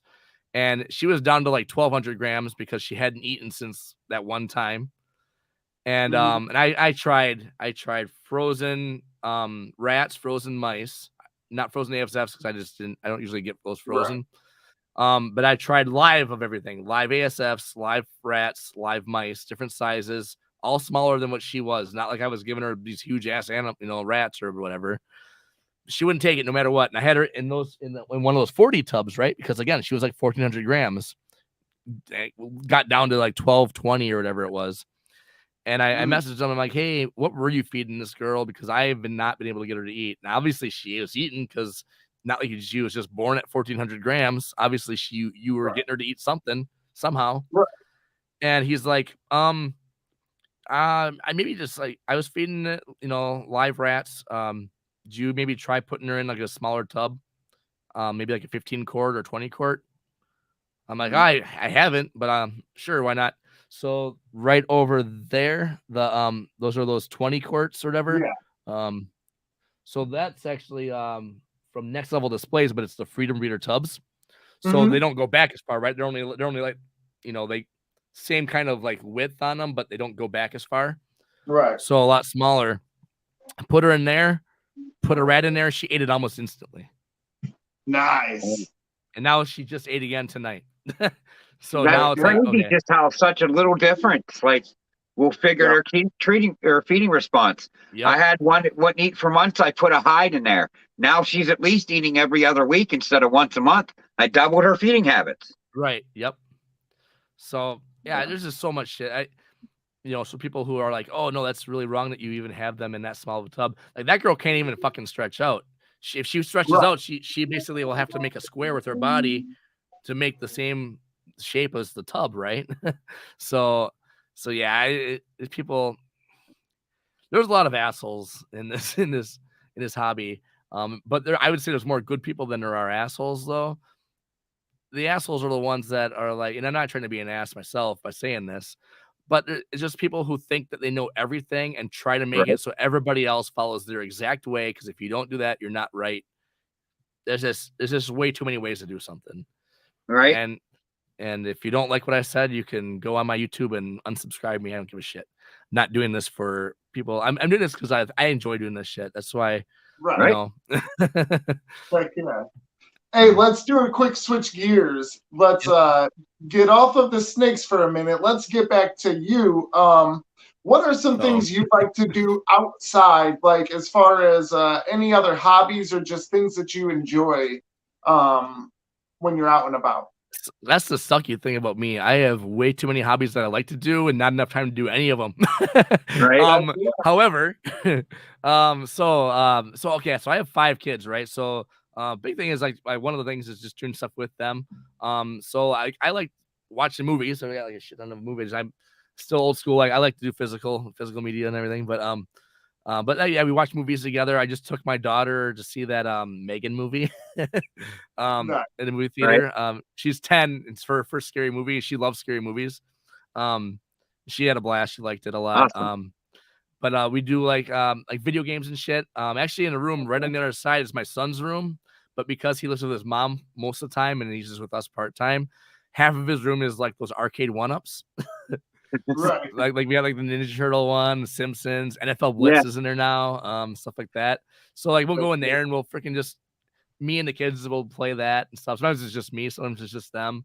But you know, it's like we like doing that kind of stuff, just enjoying it. I love the golf. I suck at it, but I barely make it out to do that. Shoot archery. I used to do like a lot of archery stuff. I haven't done that in a long time. Archery's cool. Freaking hey, man. If I could, I'd like to get back into bow hunting again. It's just that I live in an area where I don't really know anybody with land, and I don't have my own land. Not at least not enough of it to hunt on. And I usually hate doing public land because you're sitting up there, and all of a sudden somebody comes tromping through the woods and scaring your day is ruined, your night's ruined, or whatever, you know. But bowling, I freaking suck at bowling, but I love doing that kind of stuff. But what's your highest game ever? Bowling? Yeah. I got like a 150 something or a 160 something. It was a long time ago. What sucks is when I start getting warmed up and good is when everybody else is ready to leave and we're done. Like, usually it's like on the third game. The third game's usually my best. I'm like, if I suck at bowling or when I do bad, my goal is always to bowl 100. I don't care if I win or lose, as long as I fucking bowl. If I don't bowl 100, that means I was really sucking. You know? Right. Mine's a 185. So. Oh, nice. Yep. I've never gotten over. I've gotten a turkey before. You know, like the three strikes in a row. I think one time I might have gotten 4, and then I just I don't know, it got in my head, and then I just couldn't freaking. The next one was like a gutter ball, and then Yep. You know, and honestly, it also it depends on when you're getting the strikes and when you make your mess up. You know, Yep. It's all about if I could find the right ball to flow off my hand right, because I got a fast thumb. If my thumb gets stuck in there or it's too loose, if I can find the right ball with the thumb hole right, and you hear that pop. You hear that pop when it comes out because it's I did a new ball. Yep. Very good. Yeah, no. Last time I went bowling with one of my buddies, he's on a bowling team and everything, and I was like, oh, whatever, and I'm just messing around and stuff. But he starts doing really good, and I was like, man, I'm gonna do good. Yeah. So I started dude, that was the best game I had ever bowled. It was 190 or something. I mean, I still lost, but dude, that's good. I remember 190 is good. Yeah, it is. I remember a long time ago, back in junior high or whatever, it was a shop class, and you had to do you had to design the layout for your house, your future house someday. And I in my basement, I had it figured it so there's a 2-lane bowling alley in there. Right. You know, like Kingpin style. You ever see Kingpin? That movie's fun. Love that movie. Absolutely. Like that, like a half court basketball court and stuff, you know. Whatever. Terrible butter churning accident. Yeah, butter churning. That's right. That's the other thing too. I just like sports in general a lot, you know. Too. I had the bad honor of watching the Packers get their asses handed to them on Sunday night. They sure did. It was hard. As a Packer fan, that was hard to watch, but I'm like, all right, well, it is what it is, you know. Most of our season was hard to watch, so I got kind of used to it anyways. I'm a Steelers fan, so we lost because the Jets couldn't score a touchdown or anything. Yeah, and it sucked when it comes out. We did what we had to do. Right. Seahawks became big fans, right? So I gotta say, I'm a Bears fan. So you say, don't you guys get one of the top draft picks this year? They get number one. They get number one. It's only because we're horrible. Right. Well, Lovie Smith knew he was leaving, so he went for 2 at the end of the game, and they won. So, like, that really screwed Houston because they had Yeah. the number 1 overall pick. All they had to Right. do was lose. That's hilarious. 905 and Eric are talking shit. One of the other things I guess is kind of a hobby. This goes way back to like freaking 2nd grade, and I just still a man child about it, I guess, or whatever. But so this Friday night in Green Bay, I'm taking my my daughter and talked my wife into going to. We're gonna go see WWE SmackDown on Friday night. Yes, I love wrestling. So yeah, I started watching that shit like in '92 was when I got into it. Thought it was stupid beforehand because I was like in 1st grade and I just thought whatever. And then I think somebody started handing me some wrestling toys, and I'm like, this is cool. You know, I was like I said, 2nd grade or whatever, and just kind of followed it ever since. You know, the Attitude Era and all that stuff back in the mid to late '90s was big. And I more so follow it now. I don't really watch a lot of it except for some of the pay-per-views here and there, like Royal Rumble, WrestleMania. But even if you're not a wrestling fan, and anybody listening to this, if you're not a wrestling fan and you get a chance to go to an event, though, they're like the most fun events you'll ever go to. And that's the thing is, it's still a show. You know, they're still putting on a show. Like it's entertaining for sure, to say the least. Right. All right. So, if you take a wrestler from the '90s and 2000s, what's it gonna be? And then pick one from 2010 to 2020 as well. All right. So, like, who would I go with? Okay. Yeah. Shawn Michaels. Stone Cold. Shawn Michaels and Stone. Yeah, see, Stone Cold's up there too. So I think Shawn Michaels was technically a better wrestler than Stone Cold, but Stone Cold had that. He had that presence and that whole. And same thing with The Rock, you know. But as far as like just like watching their matches and being like, holy shit, Shawn Michaels matches were always like whatever. And then now like I would say like AJ Styles matches are really good. Yeah. His matches are cool. But there's some guys that are just like just watch me like holy shit, like Ricochet got some cool. Yeah, they are gonna probably kill themselves in the ring. Like they do some stuff that's like, you know. I don't know if Mick Foley didn't kill himself in the ring. I don't think anyone did because. You know what I like now more than anything, more so than watching this stuff, is like all the behind the scenes stuff, like those guys talking about things, about how it was on the road and life in like in that life. You know, like Mick Foley, like listening to him, I can listen to him freaking talk all day long. You know, me too. He's, you know, this got so much like, you know, I can't even explain it. Stories for days. Stories, yeah, just it's different things and different way people were, and you know, like his ideas of his characters and. You know, the whole thing about getting thrown off that cell and all. I mean, that's like a memorable moment, you know. But I mean, he started in the early '80s. Like he was packaged onto like lower ranks, cutting himself with barbed wire with Terry Funk in the '70s. You know what I mean? Like that guy's he's been around the block. I had gotten this ECW DVD at one point, and there was like this barbed wire match in there. It was like the ropes were barbed wire, and like, hold up real quick, John. Stage. Yeah, hold up real quick, John. Don't make us check your browser history, bro. Some of them wear pants. Come on now. Yeah. Not on John's browser history, you know. That's funny. Yeah, Doink the Clown, number 1. Yeah.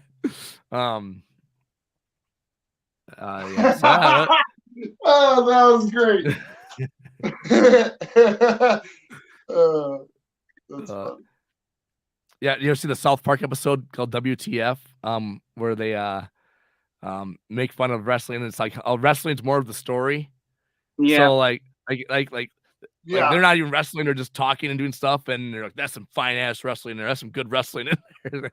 It's like not even wrestling; they're just doing the storyline stuff. It's funny. Yeah, see, Jake the Snake. That's okay. So, Jake the Snake. Did you guys ever see the YouTube or the Joe Rogan podcast with Jake the Snake on there? No. Man, that was a good episode too. There was a bunch of like inside story stuff. He was talking about like Andre the Giant and stuff. How dude would just be like killing beers like it's nothing, and his dad was a wrestler. So Jake the Snake Roberts, whatever his real name is, I forget. He grew up like on the road, right? You know. You know what would have been badass? was- Because is Jake the Snake still alive or did he die? I can't No, remember he's now. still alive. He's still alive. You know, it'd be badass to get him at a Tinley with his Yeah, shit. right. That would be so fucking awesome. Or like in Arlington or wherever, you know, Pomona or wherever the hell. It would just be cool as hell to get Jake the Snake Roberts at a Reptile show because dude was legitimately like in the snakes and stuff, you know. So like, you know, did you? He's got like a lot of stories with the snakes, you know, too. With you know, like, you know, when he had that cobra and he bit Randy Savage. Yep. That story's funny because they said they couldn't get him to bite him. So he smacked the hell out of that thing, and it was before the thing. Yeah, before the thing, Randy was over there, you know, I'm sure all cooked up or whatever, you know. Right. And he's like, make sure it bites me, you know, make sure it bites me. And he's like, all right, I'm gonna make sure it bites me. Whack, whack, you know, he's hitting this snake. He's like, what are you doing? He's like, oh, it's gonna fucking kill you. You know? What it was, Gene, is in the backstage, Macho Man said that thing ain't biting me until I see it bite someone else first. Yeah, yep. So Jake, like, you know, got it backstage and, you know, it tagged him and he's like, all right, man, I'll do it. I ain't poisoning me, brother, you know. So that's kind of the story behind it. That's why when he got out there, he waylaid the back of that cobra's head and pissed it off to make it really latch on, and latch on it did. Yeah, I remember seeing that, like the clip is kind of like, you know, even if you're not a wrestling fan, you see that clip of him biting the arm because he's in the ropes, right? He's like stuck in the ropes, and then it shows the crowd, and there's kids bawling their eyes out, scared shitless. Probably. I mean, I was probably one of those kids who was like, "Oh my gosh, that's why I don't like snakes," you know? Right. Like, I'm never gonna let a snake touch me. Macho Man get beat up. You're like, nah, for me. He's like, and he eats Slim Jim, so what the fuck? Maybe that's why that snake didn't want to let go. Too many Slim Jims in him. Too many Slim Jims, yep. Heck yeah. So no, that's like I said, that a lot of hobbies. A lot of times I can't get a lot of this stuff in, you know, just different. Okay, ice stuff. You got ice skating, ice fishing, snowboarding, skiing, or snowmobiling. Which one you picking? You know, that's the funny thing. I even though I'm in Wisconsin, I've been in Wisconsin for like however long, forever pretty much. I really never got into ice fishing. I've done like downhill skiing. I never really got into snowboarding because so I lived in a really small town. We didn't really have like a lot of places to do a lot of this shit besides like ice fishing. And at the time, it was like I was always bored shitless, just sitting there fucking cold. And I'm like, oh, this sucks. You know, my dad would be like, I'm like, can we do something? No, you sit there. That's what you do. You're waiting for the fucking fish to bite. And you're like, oh man, this sucks. So it's like, you know, so I never really, I hated ice fishing from that point. Now, like I always wanted to do hockey, but they didn't have a hockey team where I was at. I would have had to travel like 45 minutes to a different town to go play hockey. But because of the Mighty Ducks, I fucking like the movies, not the actual hockey team, but the movies. Right. That's so awesome. I want to play hockey, and my daughter's in hockey though, so that's pretty cool. She loves it. She didn't play this year because they didn't do she really wants to be with just the girls. And I didn't want to keep forcing her to like be in it with the boys too. And then her end up like, hating it and stuff. But I last year she had a blast doing hockey, and we had a blast going to all of her games and stuff. Because it was girls stuff though, we were all over the place, like all over the state. We had to travel sometimes like 2.5 to 3 hours just to get to the game. You know, and then they would play 2 games during that day, so it would be like an all day thing. Like, leave early in the morning and get back late at night kind of thing.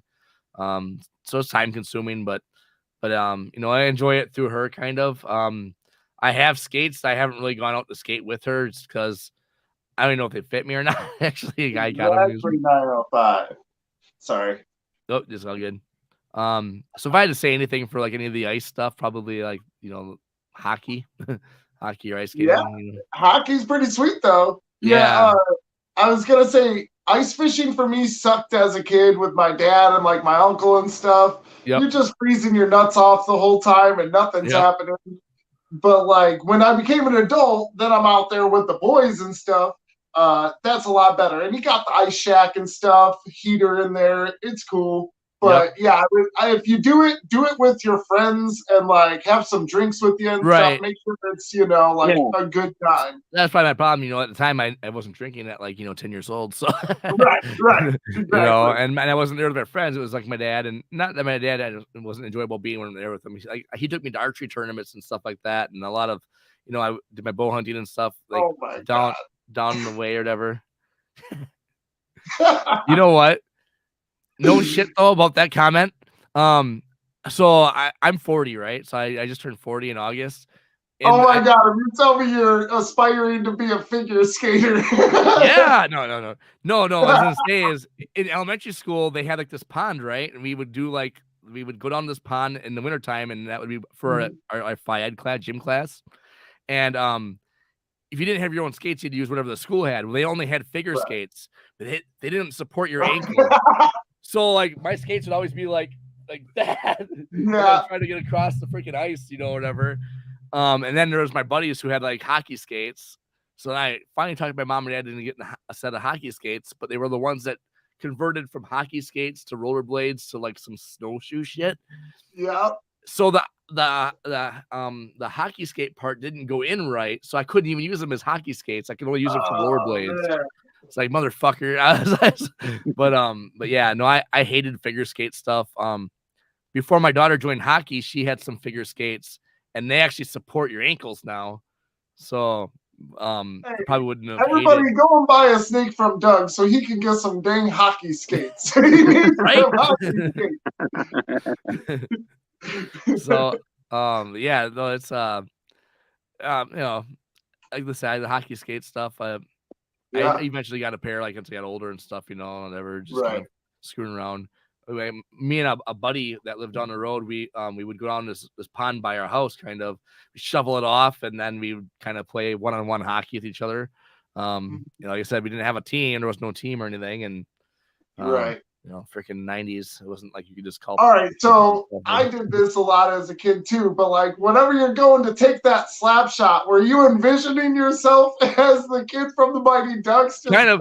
We tried doing that knuckle. You remember the knuckle puck from that one kid did? Yeah.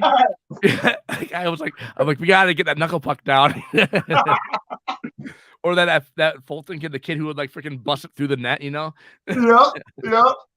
And we would like pretend like we would like play out like storyline shit in our heads, like as we were doing stuff. It's like, all right, down with like 30 seconds to go, he's gonna go to the triple deke, and do all this. Deke left, deke right, he dekes right again, dekes the backhand, Jake's got it. Yeah. No, it was funny. It was funny if it was too cold out and there was nobody to do stuff with. I would actually, what I did is I took my dad's putter, from his golf bag, and I took these ice cream buckets. And I made I had like a little tennis ball or whatever, and I would use that, and then I would hit it into the buckets, and I had one on each side, and I would be like, okay, this team now it's on it, so it's 3-2 with whatever. Oh, it's tied now. It's 3-3 with so and so. Then we're gonna do like a shootout, and I was. Dude, I bet you're really 9, good. 10 years old. I bet you're really good. Hitting that ball in them buckets with a damn putter all these years. Yeah, that's right. Yeah, I don't know. I found out later on when my daughter got into actual hockey that usually if you're right-handed, you use your right hand for the top of the stick, and then I always thought it was like left hand on top and right hand. But if you're right-handed, you actually want to keep your hand because that's actually where you like use for or whatever. Right. And your left one's for the actual. Fucks me up. Like I tried that. I'm like, I can't do that. I gotta do it the way I used to do it as a kid. The way you used to do it. I mean, my daughter can do it. She's decent. She's only 10. You're now a left-handed hockey player. Yeah, apparently, yep. It happened on its own. It's a matchup nightmare. Yeah. Heck yeah. Okay, so Ken, is there any other ones you wanted to hit on real quick? I think when we was talking about snakes, like I was just going down the list and we pretty much covered them all. What's your feelings on genetic testing? Ooh, yeah. Okay, So at first I was like, man, this is gonna be pretty awesome because I have some stuff I can definitely get in there. And then there's been some people in some of the lives or whatever I've heard where they're like, hey, so and so sent in a proven whatever het clown shed, and it came back as negative for het clown. So then it's like, okay, Right. that kind of worries me or concerns me. Like, am I gonna spend $120 or $125 or whatever for a full panel test for something, and then it comes back and it says that it's not het for whatever, which is gonna derail whatever plans I might have done if I was het, right? Because obviously, if it's not, let's say clown, for example. So let's say it's not, it comes back and it's not het clown, but it's whatever else. Like, okay, it's not het for anything. I'm just gonna sell it. Well, okay, Right. well, so and so down the road is like, oh, I'm gonna breed it to whatever, so I can make some het clowns with this girl or this boy or whatever. Breed it, boom, visual clowns. It's like, oh, that's awesome. This thing wasn't supposed to be het. Genetically, it says it wasn't. Right. Like that. That's what I'm thinking. Like, is like down the line, is that gonna happen? If it comes back like that, for like a baby that you can't prove out right away, for somebody, yeah, who would really pay to send in a shed of visual? Well, so it wasn't. They did a full panel test, so that question there 905 was, it wasn't just to see if it was accurate. They did a full panel test from what I understand. Again, this wasn't me. This was, I think, not to like shout his name out on a thing, but I'm pretty sure Will from Will's Hella Heat. I think he was the one that mentioned that he knew the person or he talked to a person that this happened to. So from what I understood from that, it was like they did a full panel test to see about some of the other stuff that was in there. Right. It was already proven het clown, but before they went ahead and tried breeding it to some other stuff, they wanted to see if it was het pied or het whatever it might have I think been. it was het pied though. I don't think it was het clown. I think or maybe that's what it was. Yeah. So you know what I'm talking about. You saw that. Yeah, I've seen Will state this before. So I mean, one of the things that when we had Marcus on, he given us this analogy of like, so whenever something is tested and it says, oh, it didn't come back het or anything, that sucks. But what would suck more is if you got something that was like, oh, I'm testing for yellow belly, and it says it is yellow belly, and then you find out it's not yellow belly. I think that's way worse than saying there's not a gene in it rather than saying that there is a gene in it. So as far as I know, if it says that it has the gene, it definitely has the gene. But if it says it doesn't have the gene, it's not like a guarantee that it doesn't have the gene. Right. Because they says it's only like 95% accuracy. It's not 100% accurate. There is like room for error, whether it be the test went bad or I just think if there's going to be an error, I think it's better to have it where it's saying there's not as many genes as to the other direction where it's saying, oh, you have these genes and then you don't have them, Right. Well, and then the thing is too, let's say you have like a full panel test and it's like, oh, I want to find out if this thing has got yellow belly, if it's het clown, het pied, whatever, right? So let's say it comes back and it says that it is a, let's say it says it's het pied. Since it says that, according to the way like clutch and all that stuff is supposed to work, is like clutch, that one that Justin's backing and everything, like that's like that information is actually in there for that animal and will follow that animal no matter who has that animal. Like you will like transfer with that animal. So if it ends up being where it's not, it kind of comes back where it's like not really on you anymore. It's on the testing.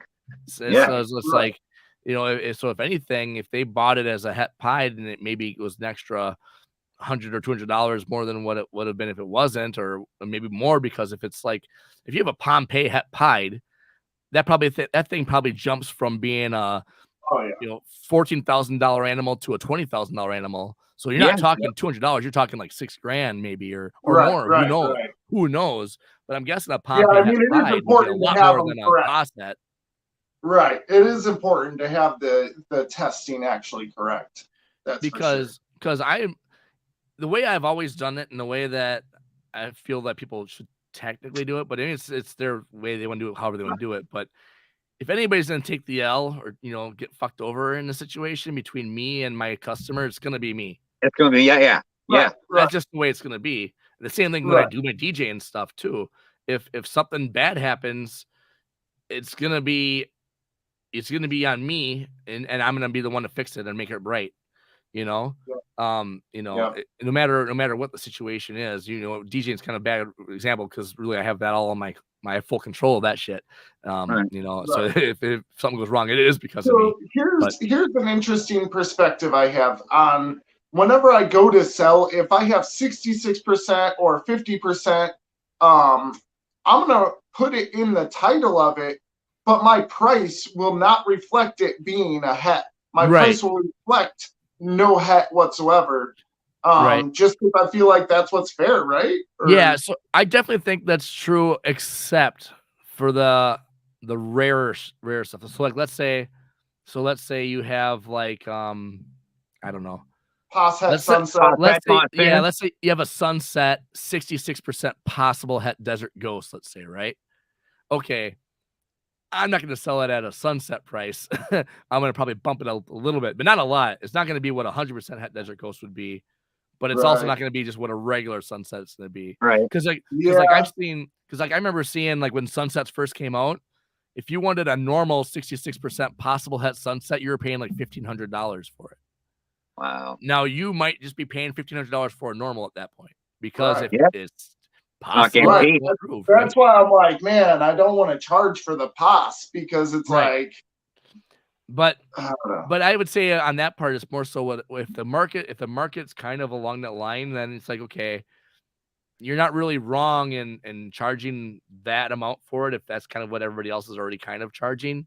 At that point, people already know, okay, it's going to be $1,500 for a 66% POS set, or maybe it's $700 for a 50% POS set. Because you're taking more of a gamble, but also the price is a little less, but you're also you're not just getting it for $30, Right. And yeah, I definitely see where you're coming from with that too, where it's like, yeah, I mean, because if it is, you're still making out like a bandit. If it's not, you didn't overpay that much. It's just a little more. Yeah, I can see that. That's like, okay, for example, the Pastel Enchi Desert Ghost, Posset Clown and Posset Hypo that I got, right? So that I got 3 years ago, I think I got that now. So when I got them, I think it was like $1,200, and it was from a close friend of mine, so he gave me kind of a deal on it. Probably should have been probably closer to like $1,500 or so. But I think that was kind of including the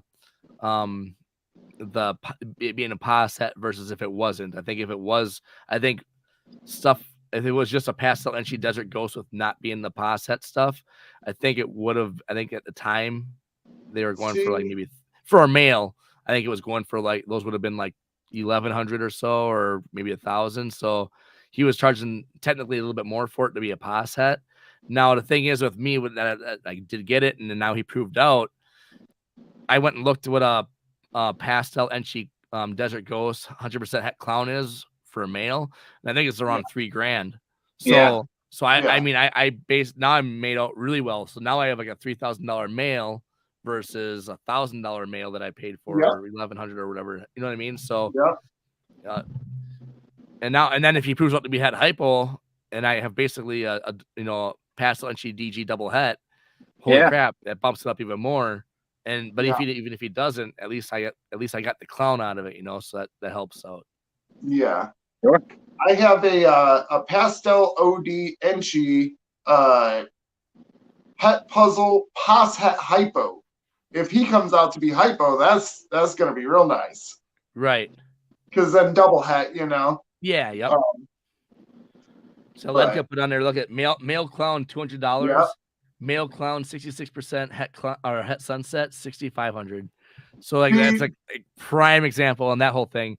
But if sunset was as common as albino, if it was a male clown 66% het albino, it would still be $200.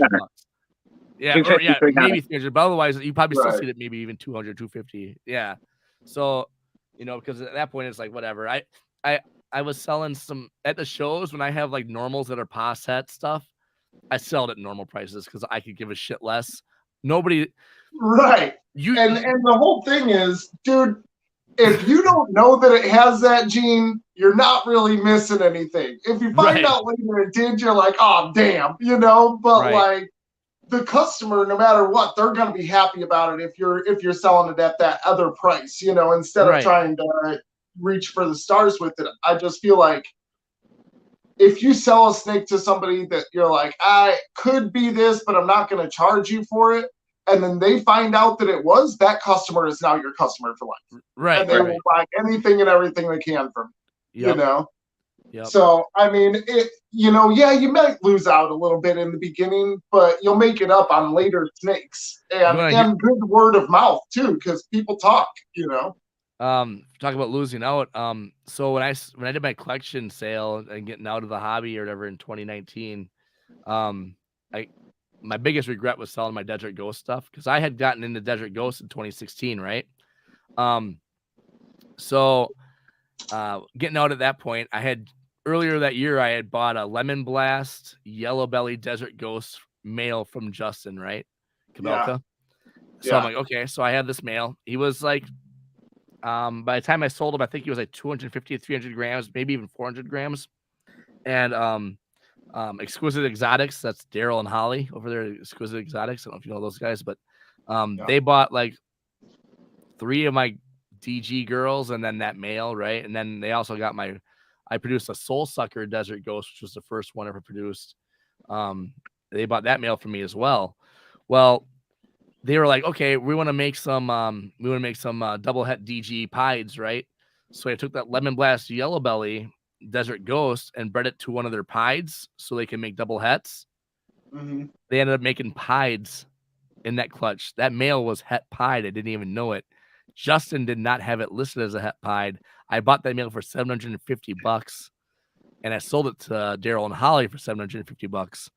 So it's like, son of a bitch. Missed out completely on that. So like, you know, if I would have still been in it and kept that male, because I eventually would have put it to a pied and that'd have been like, holy shit. So so they made pieds that are 100% het DG. They basically gained a couple of years on that project instead of having to wait for double hets to grow up and stuff. Right. They basically had, you know, all they had to do is hold back a female, take that male back to it in the future, and you know what I mean. So it's like, yeah, pretty crazy stuff. There's a few other things I missed out on too. Actually, I could have made DG clown stuff by now. Reggie from Reggie's Urban Jungle, he bought. I had produced at the joint project. I had produced a pastel clown, 100% het DG male, and then I had 2 females that were pastels that were 100% het clown, and not 100% clown, 66% pos het clown, and 100% het Desert Ghost, right? So, and actually, shit, maybe it's either 66% or 50%, but anyways, pos het clown. So those 2 girls, because they weren't visual, they were only pos het clowns, but they were 100% het DGs. And then again, the male was a pastel clown, and it was 100% het DG. Reggie had gotten those from me, bred them out. At the time, we didn't know they were also het hypo. He ended up producing hypo stuff, DG clowns, and a bunch of other stuff. So he actually, with the snakes that I had in my collection that I was gonna raise up to breed, they were my holdbacks before I did my collection sale. So he actually made DG clown stuff with that a couple years ago. Wow. So here I am. That was catch up. Yeah, I'm back. This kind of square one. This is like basically my 3rd iteration of Hissy Reptiles, just because, not because I'm just a shitty business person, maybe a little bit of it, but mostly because of just the decisions I made outside of the reptile hobby, or like just my job situation, or you know, just kind of life, you know, fucking any life happens. Yeah, I was gonna say, life happens, man. You got to roll with the punches sometimes. So yeah, and that's the thing that I always, at first I was like, oh, I really don't want to talk about this kind of shit, but then it's like, you know what? There's probably other people who are going through shit with their lives that, I mean, God, I mean, granted, some of the people you're seeing that are selling their collections now, they might have got in like around COVID time when they got all this freaking money and stuff like that, stimulus money left and right for buying stuff or whatever. Like, oh, cool, I'm going to get into the ball pythons or whatever. So some of those people are leaving because of that. But some people are leaving for reasons that we probably don't even know. There's probably a lot of behind the scenes shit. I don't know why, ABC and XYZ are selling their stuff, It could be because they lost their job, or maybe there's a family medical emergency where it's going to cost them like however much. Not everybody is just out and open with what's going on in their lives. Some people, know people in the hobby that know them really well. So all of a sudden something happens to them and they're like, hey, I want you guys to know that so-and-so just had this happen. Their kids in ICU and blah, blah, blah, stuff.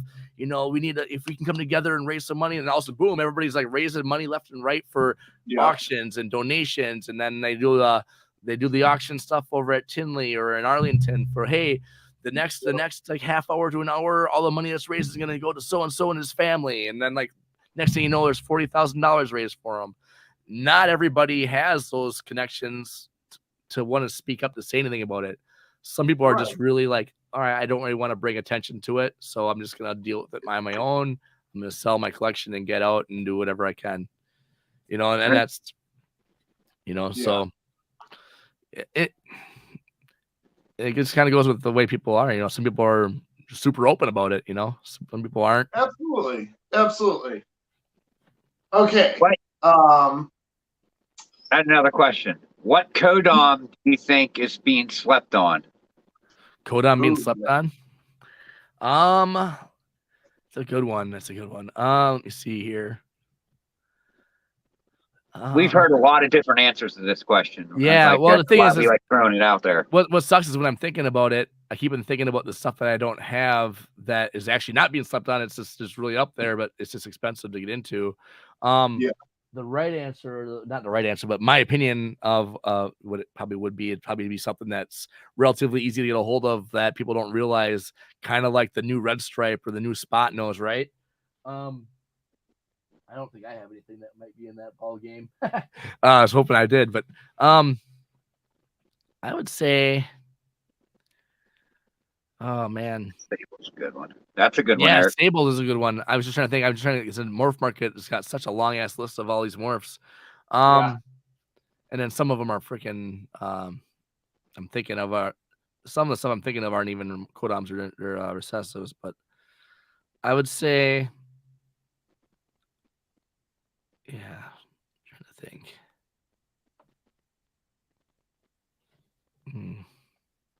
I think Bongo's gonna.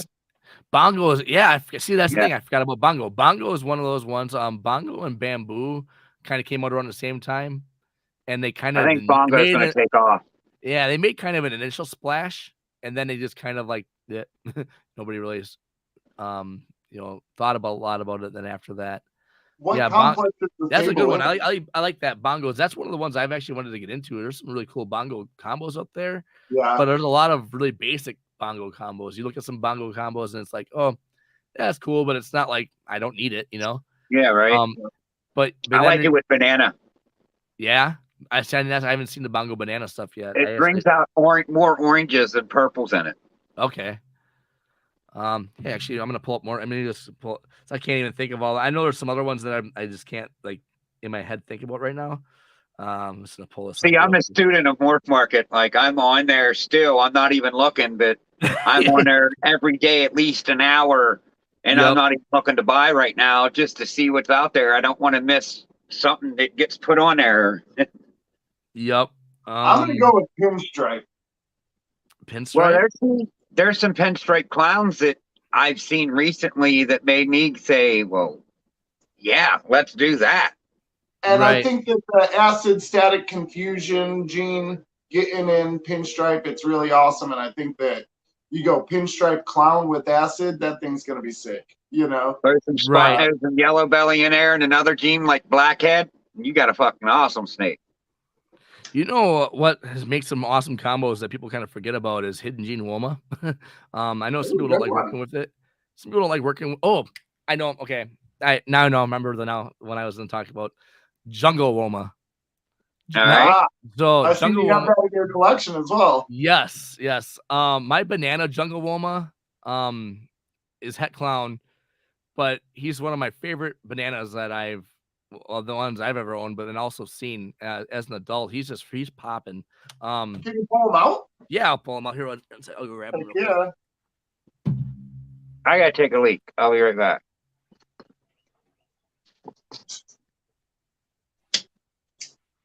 And the patterning is pretty cool on him. So this is just a banana jungle woma visually, and he's Het Clown. Oh. And then on his head, he's got that. So this is what jungle woma does to banana. I like that. I like that a lot. And I noticed like very minimal spotting. Yeah. It reduces, but it also like absolutely kind of gives it a jungly vibe for sure. Yeah, and it has kind of like that, just that the way that is around, like the whites kind of come around that. Yeah, jungle woma is I've seen the clown versions and stuff. They're awesome looking. The only thing that sucks is if you get jungle woma in with blade, it's really hard to tell if it's blade jungle woma or one or the other kind of. With clown, because like with this patterning on this banana, with clown, it's kind of because there's so much variation of that, with, right. Yeah, absolutely. So from what I've seen and stuff, but yeah, so this boy's Het Clown. I like that, like on the top here. I mean, that as a visual clown would be absolutely ridiculous. Right. So this is his dorsal striping. It's like super clean. Yeah, he's awesome. What's cool about this is one of the males that I sold when I sold my collection, and I sold it to a guy kind of local to me, and he's like, "Hey, some stuff I got of yours and stuff. I was wondering before I put it up if you want to buy any of it back." I'm like, "Hell yeah!" This is one of the males. I'm like, "Yes, I would take that male back in a heartbeat." I'll tell you what, I'm gonna be aiming for some of your past hets. Yeah. Well, actually, so I'm waiting for this girl that he was breeding with to drop her eggs like any day now. So he is bred to the Pastave clown that I got from Ozzy. So, oh no, I'm sorry, not the blade. Sorry, the blade clown that I had, the blade clown girl that I had initially. I have her back as well as part of the whole thing I got from him. So I got my ultrasound back from him. I got my blade clown girl back from him, and I got this male back from him. And the only stipulation on that whole thing was because he had already started pairing this male with that blade clown girl, was that he would get one of the babies from there. And then because he wanted to get like obviously you want to get a jungle woma, banana clown. So but yeah, this boy, the thing is, it sucks is with all my other stuff I had going on with my neck with this coming season, I'm not really sure what I'm going to put him to, but I don't want to sell him. I want to keep him for like future stuff. I love his head. His head's freaking awesome. Absolutely. So, yeah, that's pretty cool. Yeah. And reminds me of like the old pyramid from the Zelda game. Yeah. It was broken in 3. Yep. So yeah, this patterning is just wicked on this thing. Good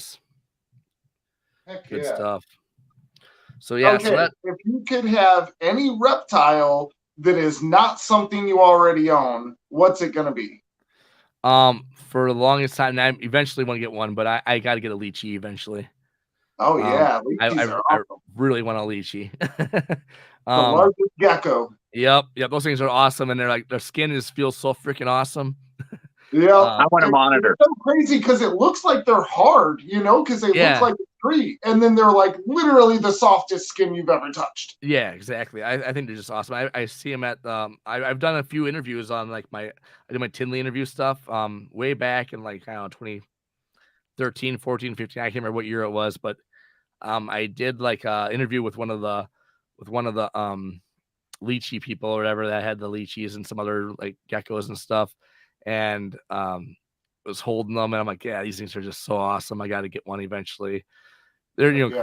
I think they've come down in price a little bit too. At the time, I think the cheapest ones at the time were like 1,100 or 12 or 1,300 or something like that. Oh yeah, you can get them for like 6 or 7 nowadays. Yeah, as I was saying, because I said when I started looking at them a while back, it was probably about, I would say probably 6-7 years ago. So, but yeah, I eventually want to get one. I just got to figure out how I'm going to reconfigure my room with getting nice little leachy cage, or not little, but obviously those things need a little bit bigger cage. But yeah, it's actually surprising to me at how little work geckos need in general, as far as like heat, lighting, all of that stuff. Like, dude, it's a lot easier than I thought it would be. Yeah. Like, so apparently most of them don't need heat, like as far as other than what our usual house temperature is. Right. Yep. Perfect. And like this room, like typically this room's Jesus Christ, it says 83 right now. I don't know why the hell it's that. Anyways, usually it's like 70, 77, 78 usually. Mm-hmm. I have like this oil filled like heater thing. So I don't want to run the house heat into here because then it's, I don't know, but this stupid oil filled top the humidity. Yeah, this oil filled heater that I have.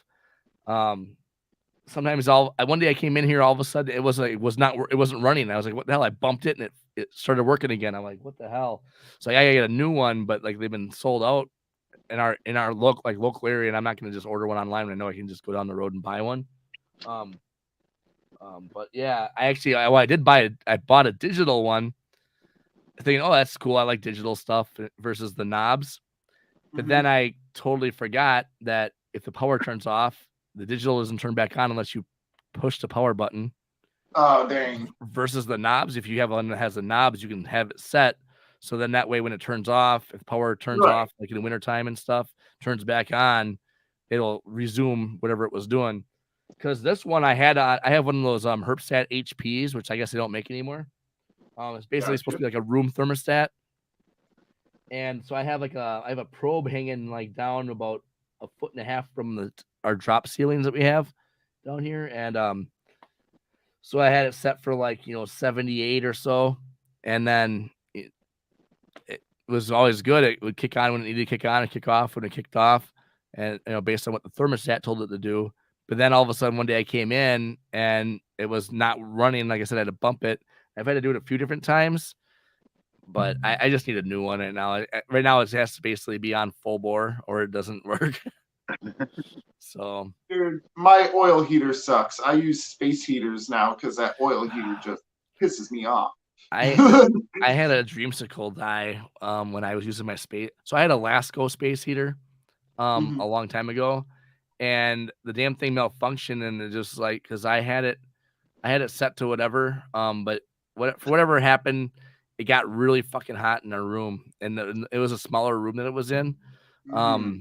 So I didn't need it to be on really high, so I had it on the low. So I don't know unless it got bumped or whatever that it went into high mode or whatever.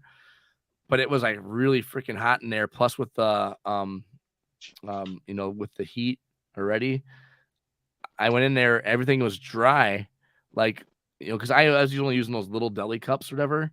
Yeah, was dry. All the babies, I don't know how fast the water like freaking went from there or whatever. But yeah, the dreamsicle was like barely alive. It died in my hand. So like I was trying to get it to like, it was like laying there, and I think it was just kind of like just from being hot.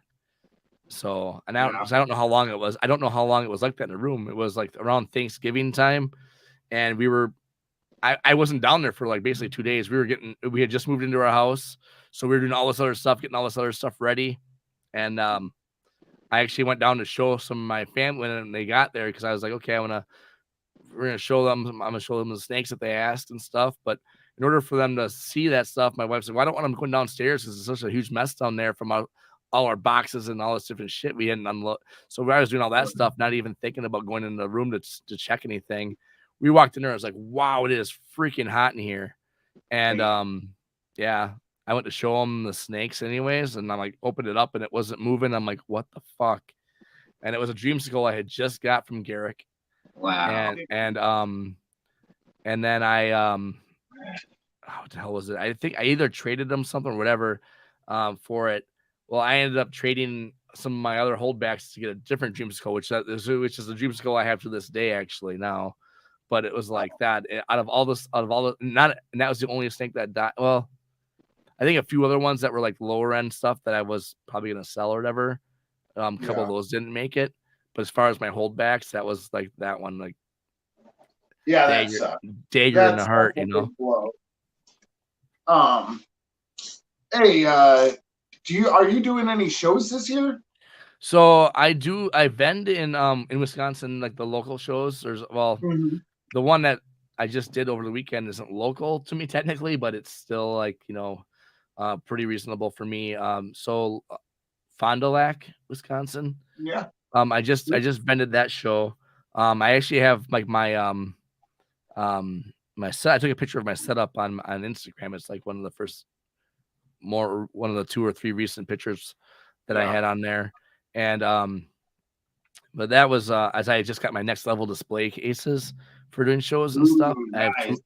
I have 2 of those. The one that has the main thing, and then the other one that has like that's like the you know, the secondary one that doesn't have the heat built in. You still plug it in and everything.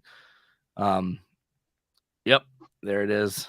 So heck yeah. My banner that's right behind you. I got that up there, and those next level displays. Looking good. All right, so I love having those cases like that. Yep. I think that the plexiglass visual just does so much, and then you got that big old banner behind you, like looks really good, dude. Yeah, that was the best. So that was the first time last. So there's a show that's like pretty much been right in my backyard, like 15 minutes from my house, and so it's in the Wausau area where I'm from. And so I've vended that one pretty much every time. They just started kind of doing that like a year or 2 ago, and so it's always nice to have the presence, like a local presence, even if I don't have a lot to sell. But nice thing with the local shows that I sell at, the table fees are only $50, so I only need 1 table ever. And then so as long as I make my $50 or more, I'm coming out, you know, okay. Yeah. Where it's worth it to get my name out there. But those shows are awesome for dumping off your stuff you don't even want to waste your time putting on Morph Market. So before we had started this, I tried to start thinking of like things I knew about Wausau, and there's only one thing that I know about Wausau. Eric DeMeyer? No, actually 2 things. Good point. What's the other one? State penitentiary. No, there's I think you might be thinking somewhere else. There's no state penitentiary in Wausau. We have like the Wausau jail? There's like a big prison. There's a jail, but it's like a downtown one. It's like that one. If they get full, they gotta send them somewhere else. I think you might be thinking. I thought there was a big old prison there. No, not by us. Huh. There's one that's over by Eau Claire, kind of, but it's not Eau Claire. I don't know what that one is. Kind of toward like when you go in towards Wausau. Well, what else is in Wausau? I think you might be thinking, is it Oshkosh maybe or in that area? To be honest, in Wausau, there's not a whole hell of a lot here. Not gonna lie. No. Well, that's why I was like, oh shit. Damn. So now you're back to 1 again with Garrick DeMeyer. Yeah, I'm back to 1. Well, 2 now, you know. Yep. So, but yeah, with the shows and stuff, I go to the Tinley shows. Like I love going to the Tinley. It's to the point too where like I've talked to a lot of people there through the interviews and stuff I've done and the connections and stuff I've made, that when I go there, I love looking at the animals. I want to buy them if I can, but if I don't have the funds. Do you set up at Tinley? What's that? Do you set up at Tinley? No, I never have. My odds have been kind of shitty with the exception of stuff with like that stuff where I don't know what it is that we were looking at earlier, that sizzler stuff. Like I don't know, like if that ends up being something that might be cool, and maybe that'd be worth it, doing like a Tinley if I got more stuff from that or whatever. Or if I start making some like DG clown stuff or like double visual recessive stuff, or just stuff that's kind of more desirable. A lot of the stuff I'm making right now on a regular is when I do hit on the odds, it's like 1 or 2 that I end up keeping for myself anyways to up my collection. And then everything else in there is just like, low to mid-range level stuff you know, I might end up with like a $700 or $800 animal I can sell, you know, that I don't plan on keeping. But most of the ones I'm making are like your major byproduct stuff. Like I have like 2 mahogany 66% possible het pieds I missed on visual pieds on the whole clutch, you know. So like instead of making a mahogany pied or a GHI mahogany pied like I was planning on, I made like, you know, GHI mahogany pos het pieds, and it's like, okay, like that was, you know, a couple $100 or $300 or whatever it was. Good combo though, GHI mahogany. Yeah, yep. But yeah, I just right now it's just more so worth going to the local shows, selling the stuff, you know, that like I said, I really don't want to put on Morph Market or don't feel like it's gonna really make much of an impact on Morph Market. And then the ones that do, or that you know, like, you know, some of the little more valuable things and stuff. Like I have a few things I was gonna add earlier today, but like I said, my father-in-law and my in-laws came and we ended up going out to eat, so kind of took away a little bit of time from that. But like I have like a leopard Mojave het desert ghost female that's like 750 grams or so. I'm gonna put her up on Morph Market because I'm trying to fund a few other things I'm doing. So I'm like, okay, like, she's probably, I'm hoping to get like maybe around $1,000 for her, because obviously she can make some nice DG stuff, you know. Right. And if you get the right things, if you got like the clown het DG, put that with, you know, with her, you can make some DG stuff that's het clown with it, you know, and stuff like that. So Heck yeah. But yeah, for the most part, the local shows, it's really nice to kind of like this last one, I sold like 8 snakes at this last show, which for me is awesome too, because it, you know, frees up that rack space, you know, kind of valuable rack space that I, instead of having to go out and buy another rack right away, and now I've bought myself maybe another couple of months before I needed to even think about doing that, you know. And then but yeah, like some of the stuff with spider stuff, and like the people that were buying the spider stuff were people who wanted them as pets, you know. So it's cool. Like that stuff wouldn't have moved probably at all on Morph Market.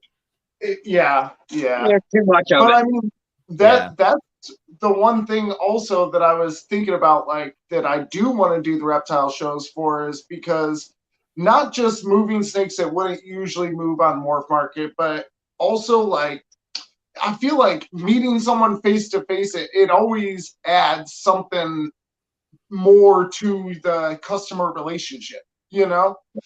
Being able to see the guy that you've talked to on the phone or been texting or whatever, you know, like you get to actually meet him, like, oh yeah, hey, you know, like, good vibes. Yep, exactly.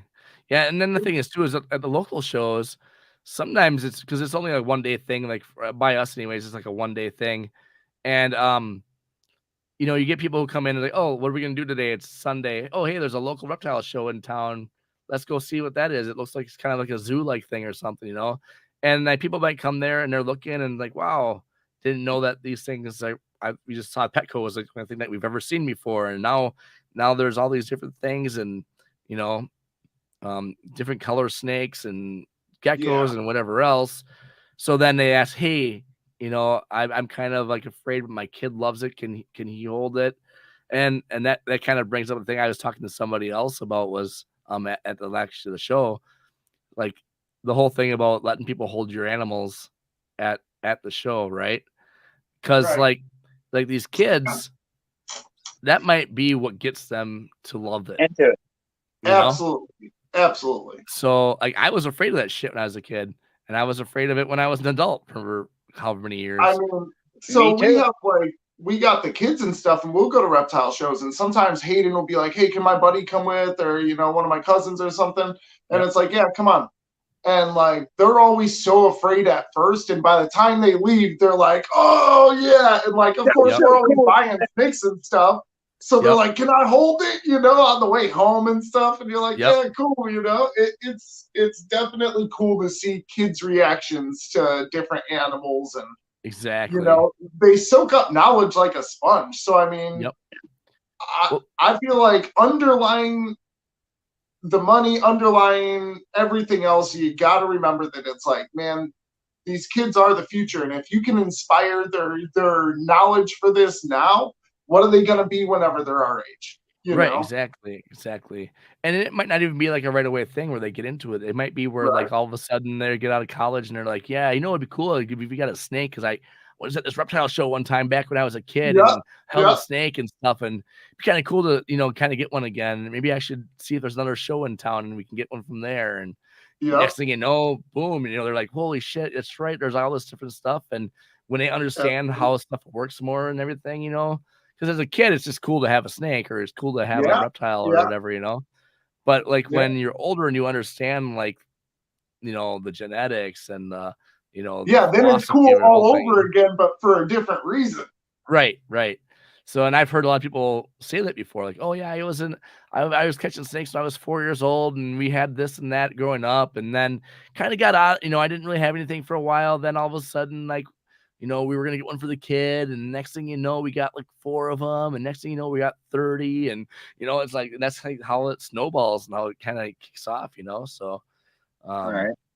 Ooh, that's a good point, Kike. A kid today, a lawmaker tomorrow. Let them be on our side. That's well said. Yeah. Very freaking true. That is a very because they could be a police officer. They could be working for the city council. They could a lot of stuff. Okay, here actually I got a really good kind of a story about this whole thing.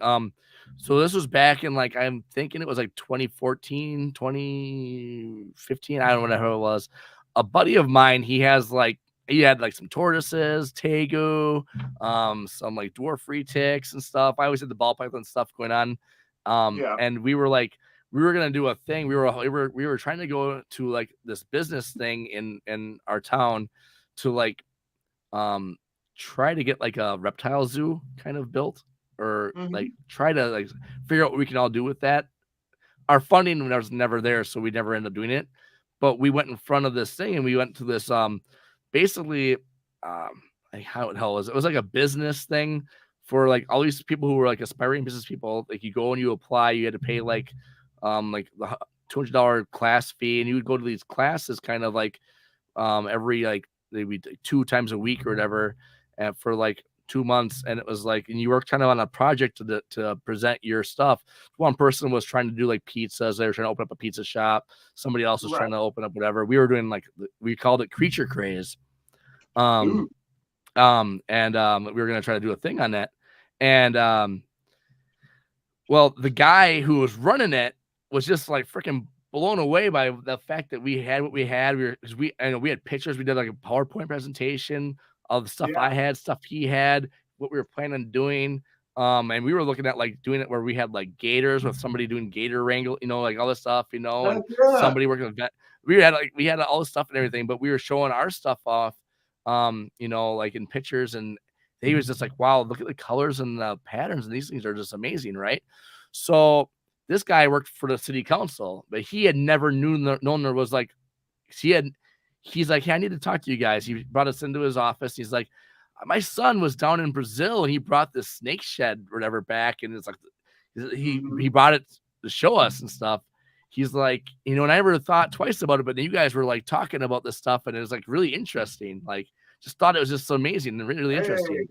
So anyways, we're talking to him and we kind of stayed in touch a little bit, and even though we got some kind of a thing for the local college to like do some more, like go beyond that and like try to get more involved with it. But the way his schedule's working and my schedule, it just didn't really work out. And like I said, funding wasn't there. So anyways, that happened then, right? Fast forward however many years, some jackass reached, I don't know, some jackass is like, hey, carrying a freaking snake around the parks, scaring the shit out of the kids and people and stuff like that and stuff. Just like, so they were trying to all of a sudden ban reptiles from our town, right? So it's like okay, there's no reason for you to take that snake out in the park and try like when go somewhere secluded where that snake can enjoy being outside, where you're not bringing attention to it and trying to freaking make an uproar.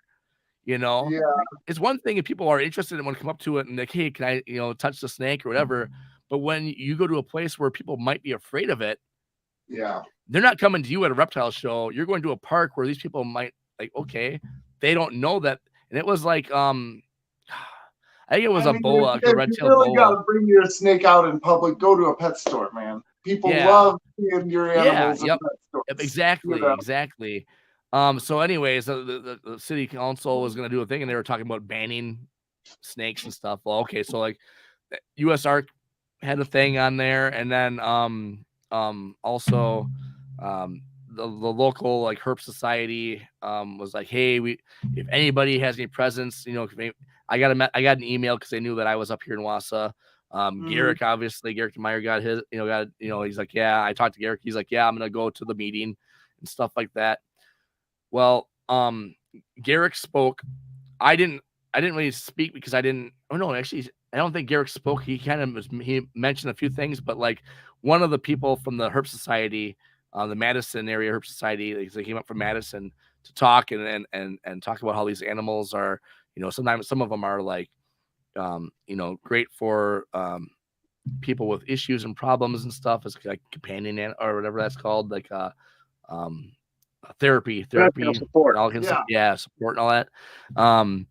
And then also the fact that, if these reptiles, because one of the things is like, okay, if they escape and start causing havoc, they're like, okay, you're not gonna make it through the winter if they get escape and all that kind of stuff. They're not like the reptiles we have up in Wisconsin that live here natively. Right. Well, all of a sudden, the guy that was there for that class thing that I was at, that was running that whole thing with the business thing. He is a board member, right? He was a board member, and he was by and he puts his hand on my shoulder. He's like, I got you guys. He goes up there and he starts talking, and he's like, before I met a few of the people in this audience here today, I didn't know anything about this stuff, but I do know that this stuff is being blown way out of proportion. This isn't to ban it from people like Doug and Garrick and some of these other people because of one person. I think it needs to be a case by case scenario and not everybody as a whole. He's like, because one person was, as I know this person personally, I know him personally. I know these are good people, and I know good people that have them. There's doctors who have them. There's lawyers who have them. There's other people who have people, because people think that it's a stereotype of, tattooed freaks or whatever. And that stuff. It's not always the case. Just because some people are ruining it for somebody else doesn't mean that the people that are doing it right should be. And that helped immensely. They basically they threw it right out. They're like, okay, well, we're gonna talk whatever. And like a week later, it was thrown out. They didn't even. But now, if we hadn't made that initial contact with that guy, right? So you know what I mean? That was awesome. That was like it sent tingle down your spine. It was awesome. Yeah, so that was like you putting your karma in before it came. That's cool. Because that was years prior to this whole thing. Yeah, well, if you'd have never did that, that guy would have never known. Yep. Even though it didn't go nowhere, it was just that day. It never blossomed. Yep. That's still, yeah. And then he didn't have it. He never owned a reptile. He didn't have any snakes or anything. He didn't have any experience with it besides knowing me, knowing Garrett, kind of. And then like I know like the board, because after everybody was dismissed, some of the board members came over because Garrett is like, so I do this. This is my business or whatever. If you have any questions, I would be happy to answer them for you. They're like, yeah, we actually have no idea. We didn't know that there was like an industry on this stuff. So like Garrett talked to them and stuff. And yeah, like I said, like a week later, it was all thrown out. They said that they ruled that it in this city, in this town, it's going to be a case by case scenario, just like it should be with any other animal. I feel if everybody knew what was going on in this community and what you could do with these snakes, more people would do it. Right. Yeah, I think so. For sure. And if it's not snakes, it could be geckos, it could be tortoises, it could be, tegus, or it could be, a lot of stuff. There's just, Okay. So you're in Wisconsin. Wisconsin is a huge beer state. Local brew, what you getting? Okay, so there's so I do like the spotted cow stuff down in New Glarus. So that I do like that one's a good one. There is another New Glarus is the brand for like spotted cow. They got Moon Man. Yeah. So also there's Lightning Kugels out in Eau Claire, Oh Wisconsin. yeah, They That's not actually bad beer. yeah, they got that, yeah. I was that gonna say summer that's like a shandy is pretty damn good, national yeah. now. You like the summer shandy? It's Me pretty too. good. It's pretty good. Yeah, It's Pretty good got stuff. kind of Yep. a lemon taste to it, like a Yeah, slight lemon yep. taste to it. Yeah, it's Yep. not bad. Yeah, It's but pretty it's good. not overpowering. There's a Right. lot of No, it's like just like a those hint of it. lemonade type of beers that are just like real lemony, you know, like No, it's it's still a nothing like beer. that. This was one beer I have that I didn't. Well, I tried it. It sucks. I didn't like it, but I got it for one reason only. Actually, it's up here because of the. So this is like my snake room, right? So I got to have like snake related stuff. But this is my Pompeii. Oh shit! So It was. Hey, Pompeii. did you get more than one? Yeah, it was like a 4-pack. This is the only one that All was right. left from that. I drank like 2 of them. I'm like, this tastes like shit. I can't drink it anymore. That's what I was wondering. I was like, how nasty was it? Well, you know, so it's like a really like so it says like Mosaic hopped India Pale Ale. I don't know, Ooh. just the flavor Ooh, just was super really hoppy. like it really it was not a good Yeah. one. If you're not a hoppy type person and you go buy a Victory beer, it's like a micro brew, sort of. Well, I guess they're popular everywhere, but don't get Golden Monkey. Golden There was- Monkey is the most bitterest. Golden Monkey, huh? What is Ooh. that? Fuck COVID. Fuck Oh, COVID nice. 2.0. Huh? And I have a couple of them. So like I drank this one wasn't that bad. It was all right. Then I also had the regular fuck COVID one, the original. This is a 2.0 that they made. I don't know. It wasn't that much different. So some of them I just keep because of whatever. Right. All right. Have you ever been to Sprecher's? No, I've never been there. I actually have never taken any brewery tour of any sort. I would like to. I've heard they're awesome. If you ever go to I did Sprecher's, the Yingling tour up here in Pottsville. Yeah. If you ever go to like any of the Sprecher's stuff, they have it's pub brown ale. And dude, I've had a bunch of different brown ales. This one, I don't know, man. It does something special. Okay. Yeah, I haven't had that. Actually, I haven't had a lot of Spreckers, to be honest with you. I think I know I've had them before, but I don't know what ones I had. Which ones? But well, I know that like because I never got them from like Sprecher's was like a root beer thing. Oh yeah, that's right. Yep, that's right. That's right. I've seen it. The crow on it or something, right?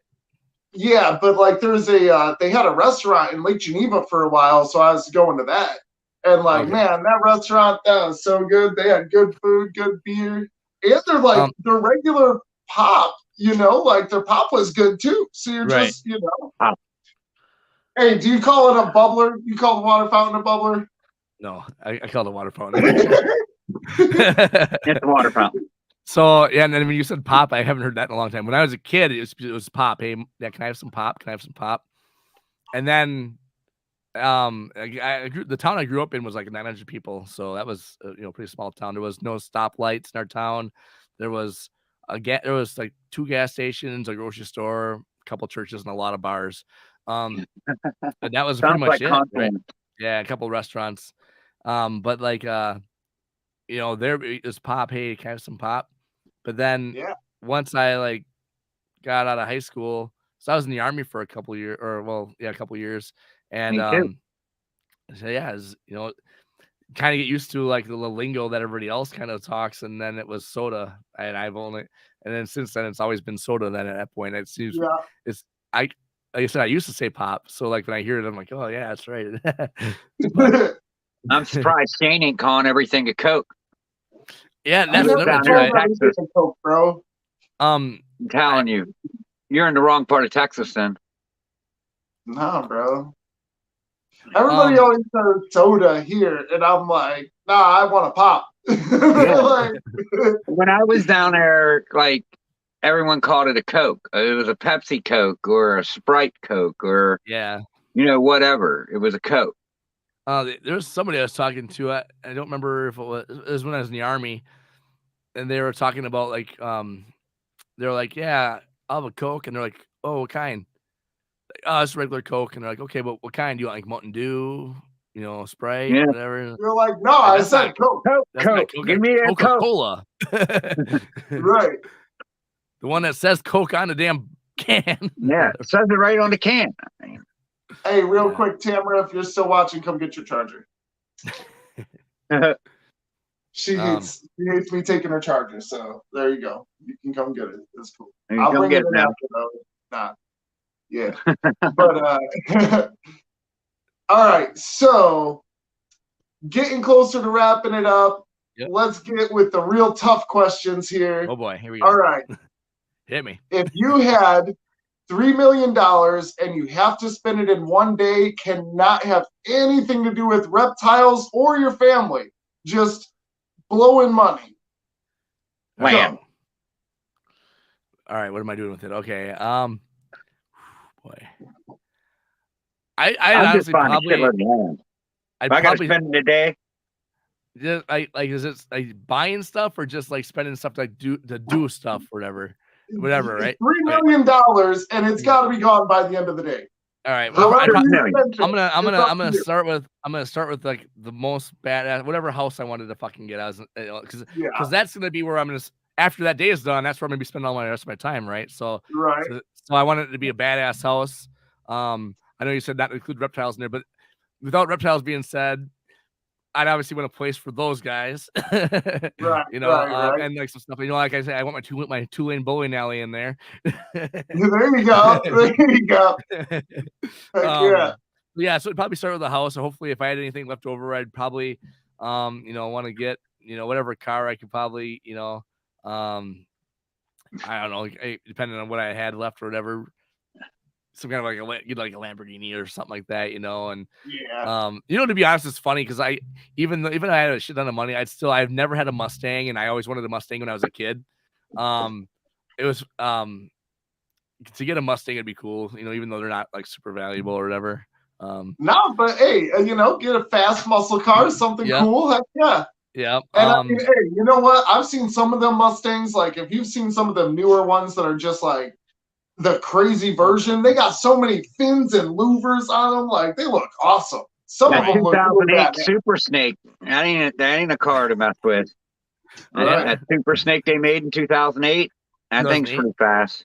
Okay. It's like 750 horsepower. Nice. A shitload of land. That's a good one, Len. Yeah.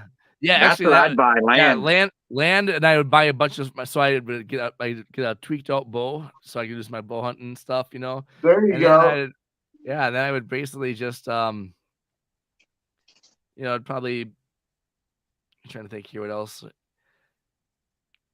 Not with the family too. These are no family stuff. So, yeah, I don't know. I'd probably just buy a few other things. Buy like some buildings from in town. Like whatever I want to do.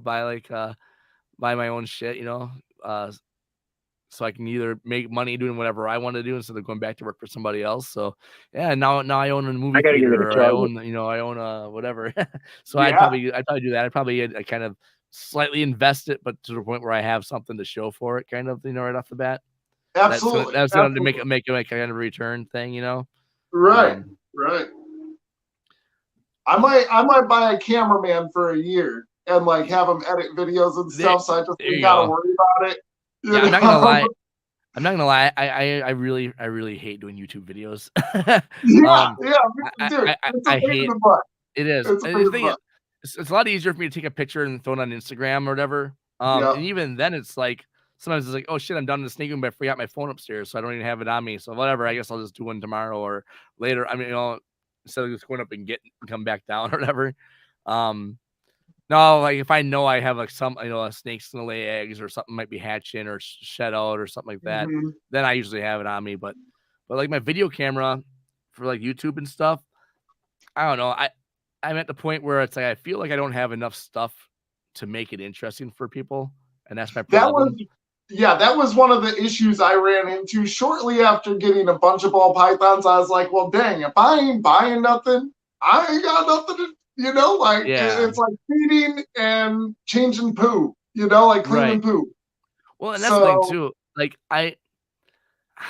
when I got into ball pythons in like 2009, I I was watching like Garrett Meyer videos and Justin Kabelka videos and Ralph Davis videos and Kevin McCurley videos and stuff. And those were like all just like super informational. Like, here's a snake, here's what's going on with it, here's what we're gonna do, here's what we're planning on doing in the future, all this different stuff. It wasn't like a TV show, or it wasn't like a production. It was just, here's what we got, here's what we're planning on doing. This is some cool stuff. I want to show this off, show this off, show that stuff. So that's how I started doing my stuff. And I never evolved to the point where like all of a sudden, like, okay, I'm it's not like all of a sudden here's my YouTube video and I'm like, what's going on, everybody? This is Doug from Hissy Fit Reptiles. We got an awesome show for you. I just, it's not. You gotta do it. You gotta do it. You almost gotta, but it's like, it looks so good. I'm not gonna lie. As soon as I see that, I was like, yeah, boy, get it. Yeah. So seriously, here's the funny thing. So it might look good, and to me, I feel stupid, and I look same thing when I'm okay. So this is the funny thing. I'm gonna actually I'm gonna put the snake down for a second, and then I'll show you one thing. I make a point on something, I guess. Yeah.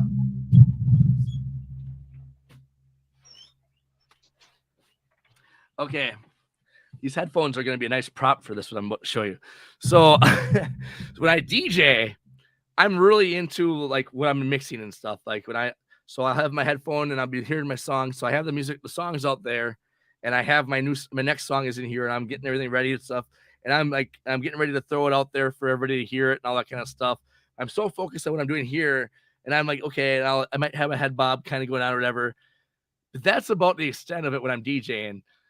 I think that, in my opinion, the DJs look so stupid when they're like, yeah, oh yeah, like they're doing all this stupid stuff, you know. They're like, ooh, ooh. It doesn't take that much to hit a fucking button, dude. It's like, you know, it's just way overplayed. It's so much show, and I think it just looks man, remember, bro, it's all a show. It's just like wrestling. It's right. Like wrestling, you know, and that's the thing that I've never been like. So even though I was born in August, so I'm a Leo. My wife always is like, well, Leos always want attention. They always want to, you know, be, you know, everybody to notice them and stuff. It's always like, it's been like kind of the opposite. I was super shy in school. Like, I hated being called on by the teacher. I never wanted to go up in front of the class and do like a speech or any of that kind of stuff. I never wanted to do any of that kind of stuff, because I was always like, what if I screw up and all that? So that was always a big thing. It was always weight on my mind. I was always so self-conscious about like how I was gonna be presented, that I didn't like the attention. Like, if I was good at something, or I knew I could do this, or I knew I could do that, cool. Like, watch me do this. I can do this, or I can do that. Yeah. But like, if I am not sure if it's gonna come out very good, or it's gonna make me look stupid, I get really red. You know, like, embarrassed and stuff. Yeah. So for me to like overreact to like what I'm doing because it's part of the show, I was never able to do that. I'm like, I let the music kind of speak for itself. The music. If I'm doing my job right, the music's doing what it's supposed to, and everybody's having fun, and they don't really give a shit what I look like. You know what I mean? Yeah, I think one of the biggest things is just let go, man. Don't worry about what you look like. Sometimes you'll look dumb, sometimes you'll look awesome. You know, I just like to imagine myself doing awesome stuff, and then I'm like, yeah, blah blah. And I do that. Like, on my videos, I'm like, what's going on? You know, like, I try to hype up before I get going. Here's a question for you though. Have you kind of always done that though with your, like, ever since you started getting, have you always been like, what's up and all this different stuff, or did you kind of so I always, it's like my older videos, if you go back, you're gonna be, people are gonna be like, oh wow, this dude's like totally fake now, because I watched his older videos and he didn't act like that. He was just like, hey everybody, this is Doug from Hissy Fit Reptiles. I'm gonna be talking about this. Here, I'm gonna show you these really cool animals, or we're gonna do an interview with whatever at Tinley Park. And like, I try to make it, exciting, but not like where it's like, you know what I mean? Yeah. So now if I do it, I feel like it's like, okay, this guy's trying too hard now because everybody else is doing it, and now he's like I said, I know you said that, don't give a shit about that. You shouldn't really care or worry about it, but I don't want to come off as fake is my whole thing. You know what I mean? Can get your butt back in here. What you doing, man? But no, yeah, I totally get it, and I don't know. I like to think that I'm just like I'm bringing out the better part of myself whenever I'm on like all right, get myself right because I don't know. I feel like I'm usually a pretty hyped dude. Like I'm not, I don't know. It depends on how much I've blazed. Right. But yeah, I don't know. I do so many damn cuts too. Like I used to do like just try to do like a one cut thing, Like, yeah, okay, that is hard. That is hard to nail everything in one cut. Oh man, tongue tied to do 82 different scenes. I stress remember myself out with too many of those. there was a time where I would go through. Okay, so I had my tubs back there, right? So I could go over there, and I would have my camera. I'd open up this tub and be like, "This is dreamsicle female. Can't wait to do some cool stuff with her, or whatever." Close that one up. Here's this girl, blah blah blah, whatever. This one time I was doing that. I was getting into all of my stuff, just one shot, boom, boom, boom, and I opened up like one of the last 3 or 4 tubs that I had to open, and then it's like, and this is the what is it? Oh shit! This is the pot. Whatever. So I'm like, damn it! Oh fuck!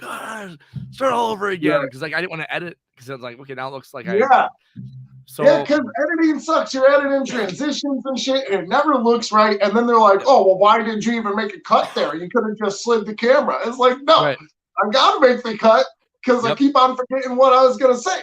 Yep. And I do more cuts, or I do more like retakes of my intro and my outro than I do of the actual snake stuff now, though. Like if I say like het clown by accident, it's supposed to be het pied, but I said the word pied somewhere else in the thing, I'll cut that clown part off and I'll put the pied in there, and you can't even tell that I said het pied instead of I can do that now. It's like oh fuck, because I said the wrong thing. It's like I catch it, but like if somebody else is like, freaking this community will roast you if you fuck up something like that. No, not everybody, but there's a few people out there who will be like, dude doesn't even know what he's talking about. He doesn't even know what he has. Yeah. Oh man, and it is so easy to mess it up too, because you're going through all your genes and you're like trying to like nail every bit. Man, I can't tell you how many times I'd be like, oh, that's het clown. I mean, 66% het clown. This one's het pied. I mean, not really. Oh damn. So it's definitely a pain in the butt, and trying to do it in one take is crazy. Doing unboxing videos, I actually got a trick for that. So like, what I'll do is I'll cut most of the tape. Yep. And just leave one little slice across the top. So that way you ain't messing with it. And you're like, oh, let me try to get it out and everything. You just do that one quick cut.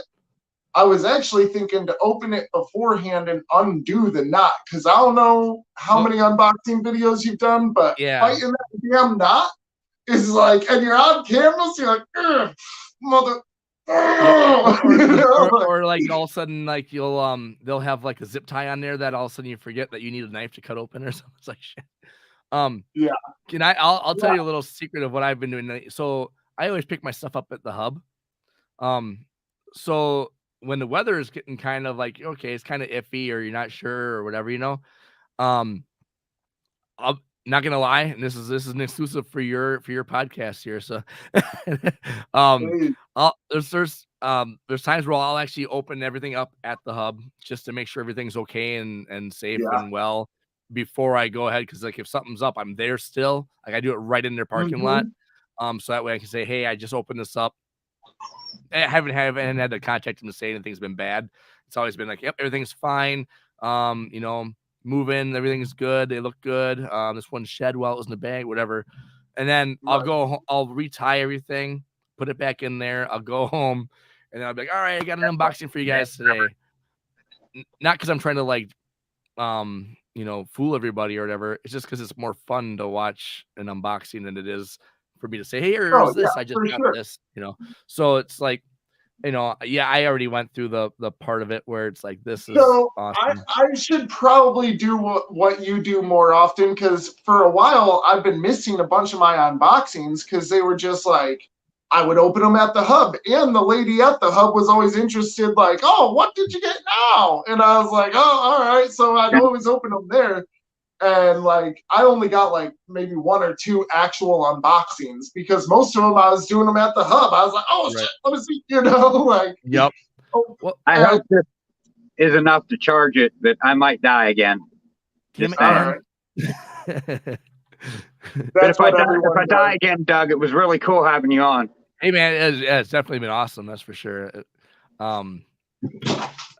Yeah, it was oh yeah, the unboxing thing too. You know, like it used to be like I had everything all ready and stuff. I had like my tripod. I'd have it on in a spot ready to go for the thing, and you know it's funny too. Is I had people like, hey, your address is showing and stuff. You might want to get rid of that. And I every time I had a comment, it's like, dude, this is the hub address. I don't give a shit about this address. It's got my name on it, and the rest of the address is like, I don't give a shit.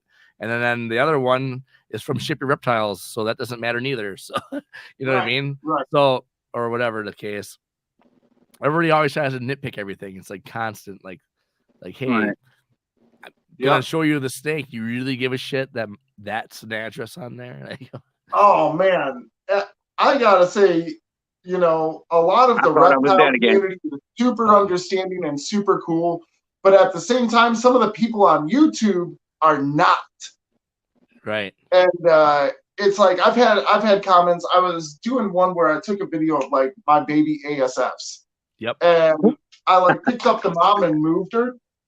People literally filmed the whole thing about talking about how I picked up the mom by the tail. And I'm like, bruh, that's how you pick them up. The cutest little babies. Not one comment about cute baby. It was all just because I picked up the mom by the tail. Yep. I was like, okay, it's an ASF, guys.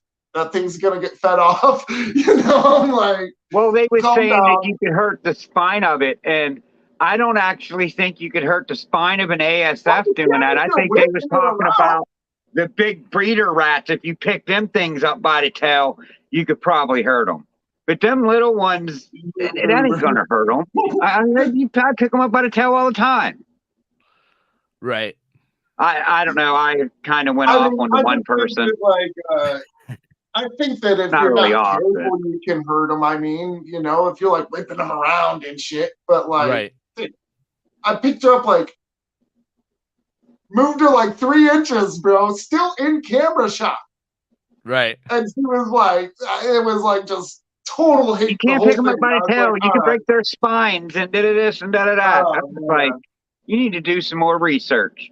Right. You goobers. He calls them you goobers.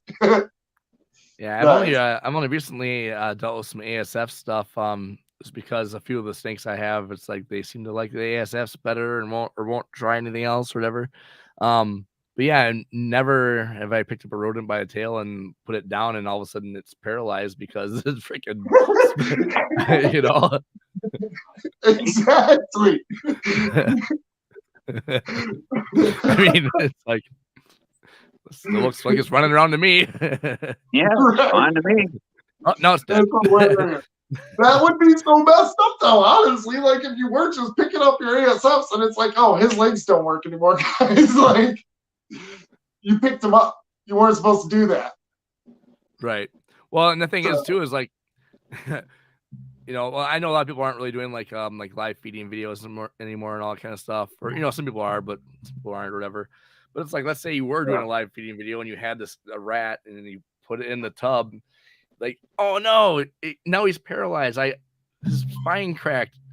2 seconds later, he's gonna be in the throat of a snake. Yeah, right. You know, so the snake's like, sweet, easy prey. No, but yeah, I don't know. So you know, the funny thing is too is like really the whole feeding snakes. That's like one of my least favorite parts about having ball pythons. Like, in general, even if they're eating awesome, when I first got into snakes, when I first got into like the boa that I had, and then even the first ball python, that was the coolest shit was to watch it eat. Now I can give a rat's ass less about it. Pun intended. Yeah, I just want to eat. That's it. I don't have to see it. You know? Yeah, I don't care to watch it. Like, if somebody's at my place and they're like, hey, can I see it eat or whatever? And like, yeah, sure. 'Cause to them, it might be cool because they might have never seen it before. But when you've seen it a handful of times, you know, like when you've seen it a handful of times, I don't really, to me, it's not exciting. It's not like I get a kick out of it or anything. So, right. Like after a while, it's like, if anything, it's just sad. You know, you're just like, but more animals to their death. You know, did you see what Blakers just put when they do that spin? That they have an ear infection? Huh? That's weird. I don't know, because when I pick up my regular rats by the tail, they, seem like they're trying to reach up to grab a hold of the tweezers, and they'll get themselves spinning around because their momentum did it. I mean, sometimes I'm like, whoa, with the tweezers to get them fuckers to stop holding on to them. So yeah, I mean, I'll whack them off the bottom of the tub, like the snake tub, just to get them to let go, and they're trying to shake it off, and that snake's just like, easy. Right, exactly. The rat's spinning because I'm holding it in the air by the tail, so it can't bite me. The thing's going crazy. Well, that's the thing too. Like sometimes it's just you hold them at the tail, and it uses its tail to crawl up. Yeah, you don't know if that thing's gonna bite you or not. Like, and if it does, it's gonna hurt you way the hell more than a snake bite. I use tongs just because I know my ball pythons don't always have the best aim, bro. They're just, right. I know they don't want to bite me, but I don't put it past them because they just, sometimes they miss. It's like they get a little overexcited, right? Right. And, when you think about it, like, they can't see what they're biting. At that moment of biting, they put their head back, and it's like, you can't see that. So they just grab it. And then as they're closing, they're like, shit, wrong guy. Wrong thing. You guys saw the picture of me getting bit by that one snake, right? Like in bro, the face. My God, you gave me nightmares, dude. That scared the shit out of me. That was the worst bite I've ever had. So what, did you just open one up? Python bite I've ever seen.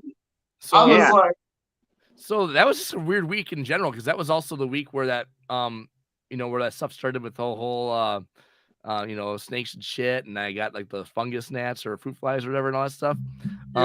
So it's I guess the bad karma for me started right before we left. So that was for my daughter's hockey thing that we had, right? So it was a week-long thing. We were going to be in Green Bay for the whole week. So I'm like, okay, I have to make sure everybody's got full waters, right? So I was basically filling waters up. So do I. Because I had just given them fresh water like literally 2 days ago, but I'm like, okay, some of them get in there part of the way, spill half of it or whatever, and just so I'm like, I just to make sure everything's good, or that some of the water, you get that cocoa bedding in there and it turns brown, or like a clear brown. So like going through all the stuff, and I opened up the tub. It was like this level to me. I literally pulled it out, and as I pulled the tub out, all of a sudden, whack, freaking got me. Like I had no clue. Wasn't even thinking about the fact that I might get bit, because there was no rats, there was no rodents in like my room at all. There was nothing that could have triggered their scent to be like, I think there's food in here now. And for whatever reason, he nailed me, and he got me just under the eye. Dude, so, unlucky and lucky at the same time. Yeah, it was. I'm actually surprised. I'm actually surprised that I never got like flagged or whatever on Instagram for that picture, because I know some people get flagged for shit. I don't know, but you had some drips. Yeah, Matt, right? Shout out to the chat. Oh yeah. Let me load that up. Hold up. That was bad. So for everybody that's like, hey man, ball pythons aren't nothing to worry about. In the right place at the right time, look at that. Absolutely can still mess you up. There we go. Damn, bro. Right underneath the eye, and then so then a day later, this was the next day, you can actually see the bites. Oh, he whacked you. Look how close that was to getting me in the eyeball. Yeah, that was like 1/8 of an inch, maybe a quarter. So if those sharp ass teeth would have got my eyeball, I could either have been blind in that eye, or at least had some major eye issues. Yeah, that could have really did some damage. Because even if my eye closed at the exact right time when he got me, which probably I did anyways, there's a slight chance that teeth could have broke through this layer of skin. Right. That's very, crazy. very, very lucky. So, dude, when I seen that, I instantly was calling Ken, because at that time Ken was still afraid of his snakes. Like, Ken wasn't that comfortable, you know? So I was like, dude, did you see what happened to Doug? And he was like, no, what? I showed him the picture. He was like, oh my God, you know? Yeah, that shit Ken was crazy. damn near sold everything he owned. And the funny thing was, okay, so again, my daughter's hockey thing, right? So we had to take her, and every morning we had to take her to her hockey thing, which was like at this place, some hockey rink in Green Bay. And we stayed at this hotel that wasn't too far from there. It was like the second day there or whatever. My eye was swollen, it was black and blue. Yeah. The guy at the front counter, my wife and my daughter walked in, and then I walked in. He got beat up. He goes, hey, can I ask you something real quick? I'm like, oh, sure. I thought it was something to do with the hotel or whatever, like my card or whatever. He's like, hey, are you okay? I'm like, oh, yeah, I'm fine. Fine. Why? What's up? He's like, no, I mean, like, are you okay? I said, that's fair. I better double check and stuff, make sure that, everything's okay and you're, anything you need to talk about. I'm like, they thought your wife this is the guy at the hotel desk. He was at the desk. And I was like, oh, yeah, no, this never.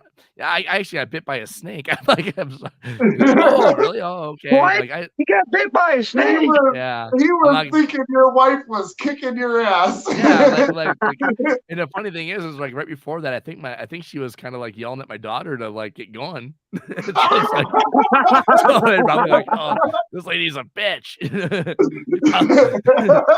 She's putting him in his place. Oh wow, that's crazy.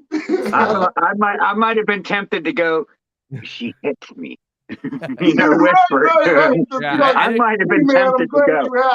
Really? I think I did do like a little joke with that. I can't remember exactly what I was said, but yeah. So then at the the last 2 days of being there, because we were there from Monday through Friday, and actually Wednesday night and Thursday night, I actually had to go back to Mozini, which is like not far from Wausau.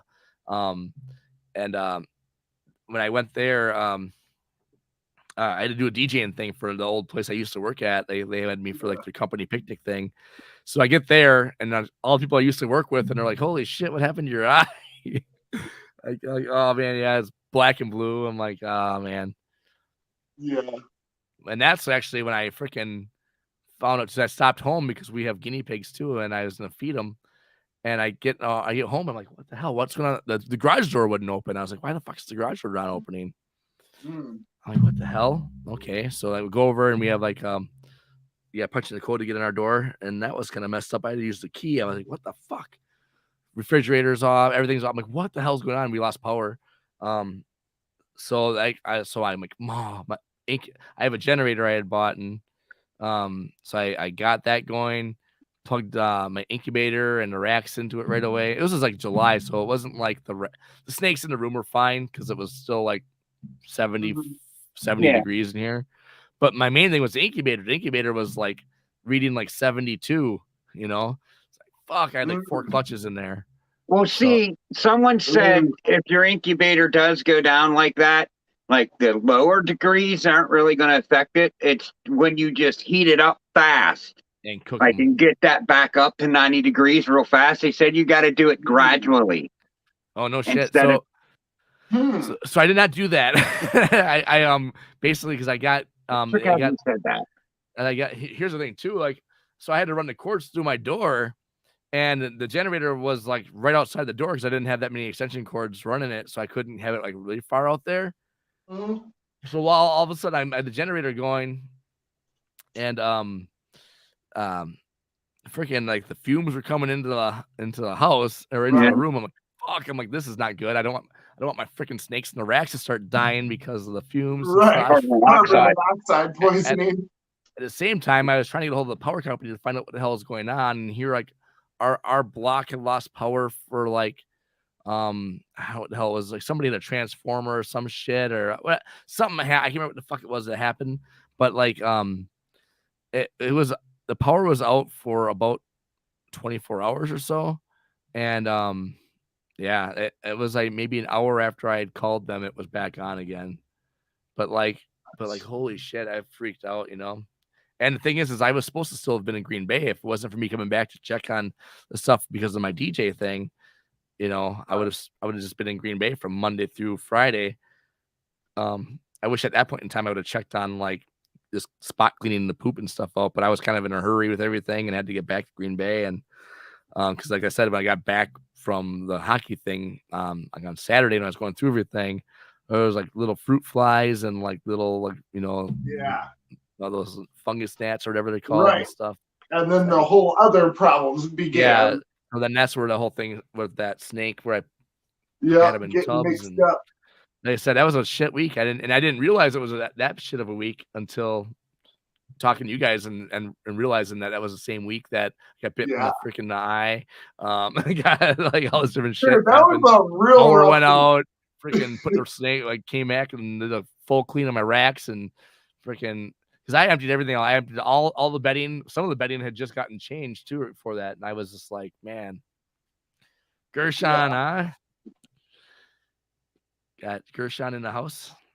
Yeah, unfortunately, we've been going for about 3 hours. Yeah, I was gonna say, holy shit. Are we gonna go for 4 more, or what's going on here? No, it's gonna... Right. I was gonna say, hey man, no matter what, we definitely got to get you back here. I could pick your brain all day on. Oh man, yeah, right.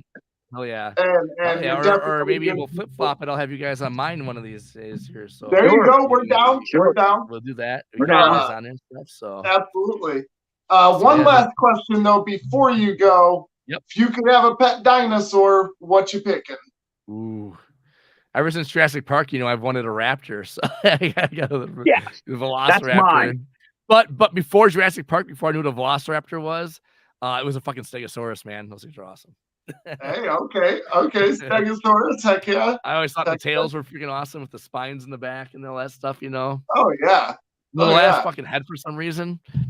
and they usually got spikes on their tail and stuff, or a big old club, and you just like, that thing, that's a big old weapon. Yeah. So I think it's The Rock on his Instagram page. He has like his kids going to the park with these Velociraptor costumes that actually look like a Velociraptor. Oh yeah. And I was like, see, Shane, you can. In my head, I was sitting there watching this video going, see, Shane, you can have a Velociraptor without it eating you. Hey, y'all all gonna die for real getting them Velociraptors. Not only get them when they're small and train them to ride them. We'll be on back of them things. I feel you, but they're real smart and like they're still a wild animal. Chris Pratt can ride a motorcycle with them. You can ride them. Yeah, I guess. I mean, it's just like, to me, it's like owning a bear or a wolf or something. It's like, yeah, like you're cool with it, but it's still a wild animal. And one day that thing might just decide that you're lunch. Right. But yeah, we appreciate you coming on. Everybody that watched this show, check out Doug, Hissy Fits Reptiles. You guys already know me and Ken. We appreciate you guys. I got all the links in the description for Hissy Fits Reptiles or hissyfitreptiles.com.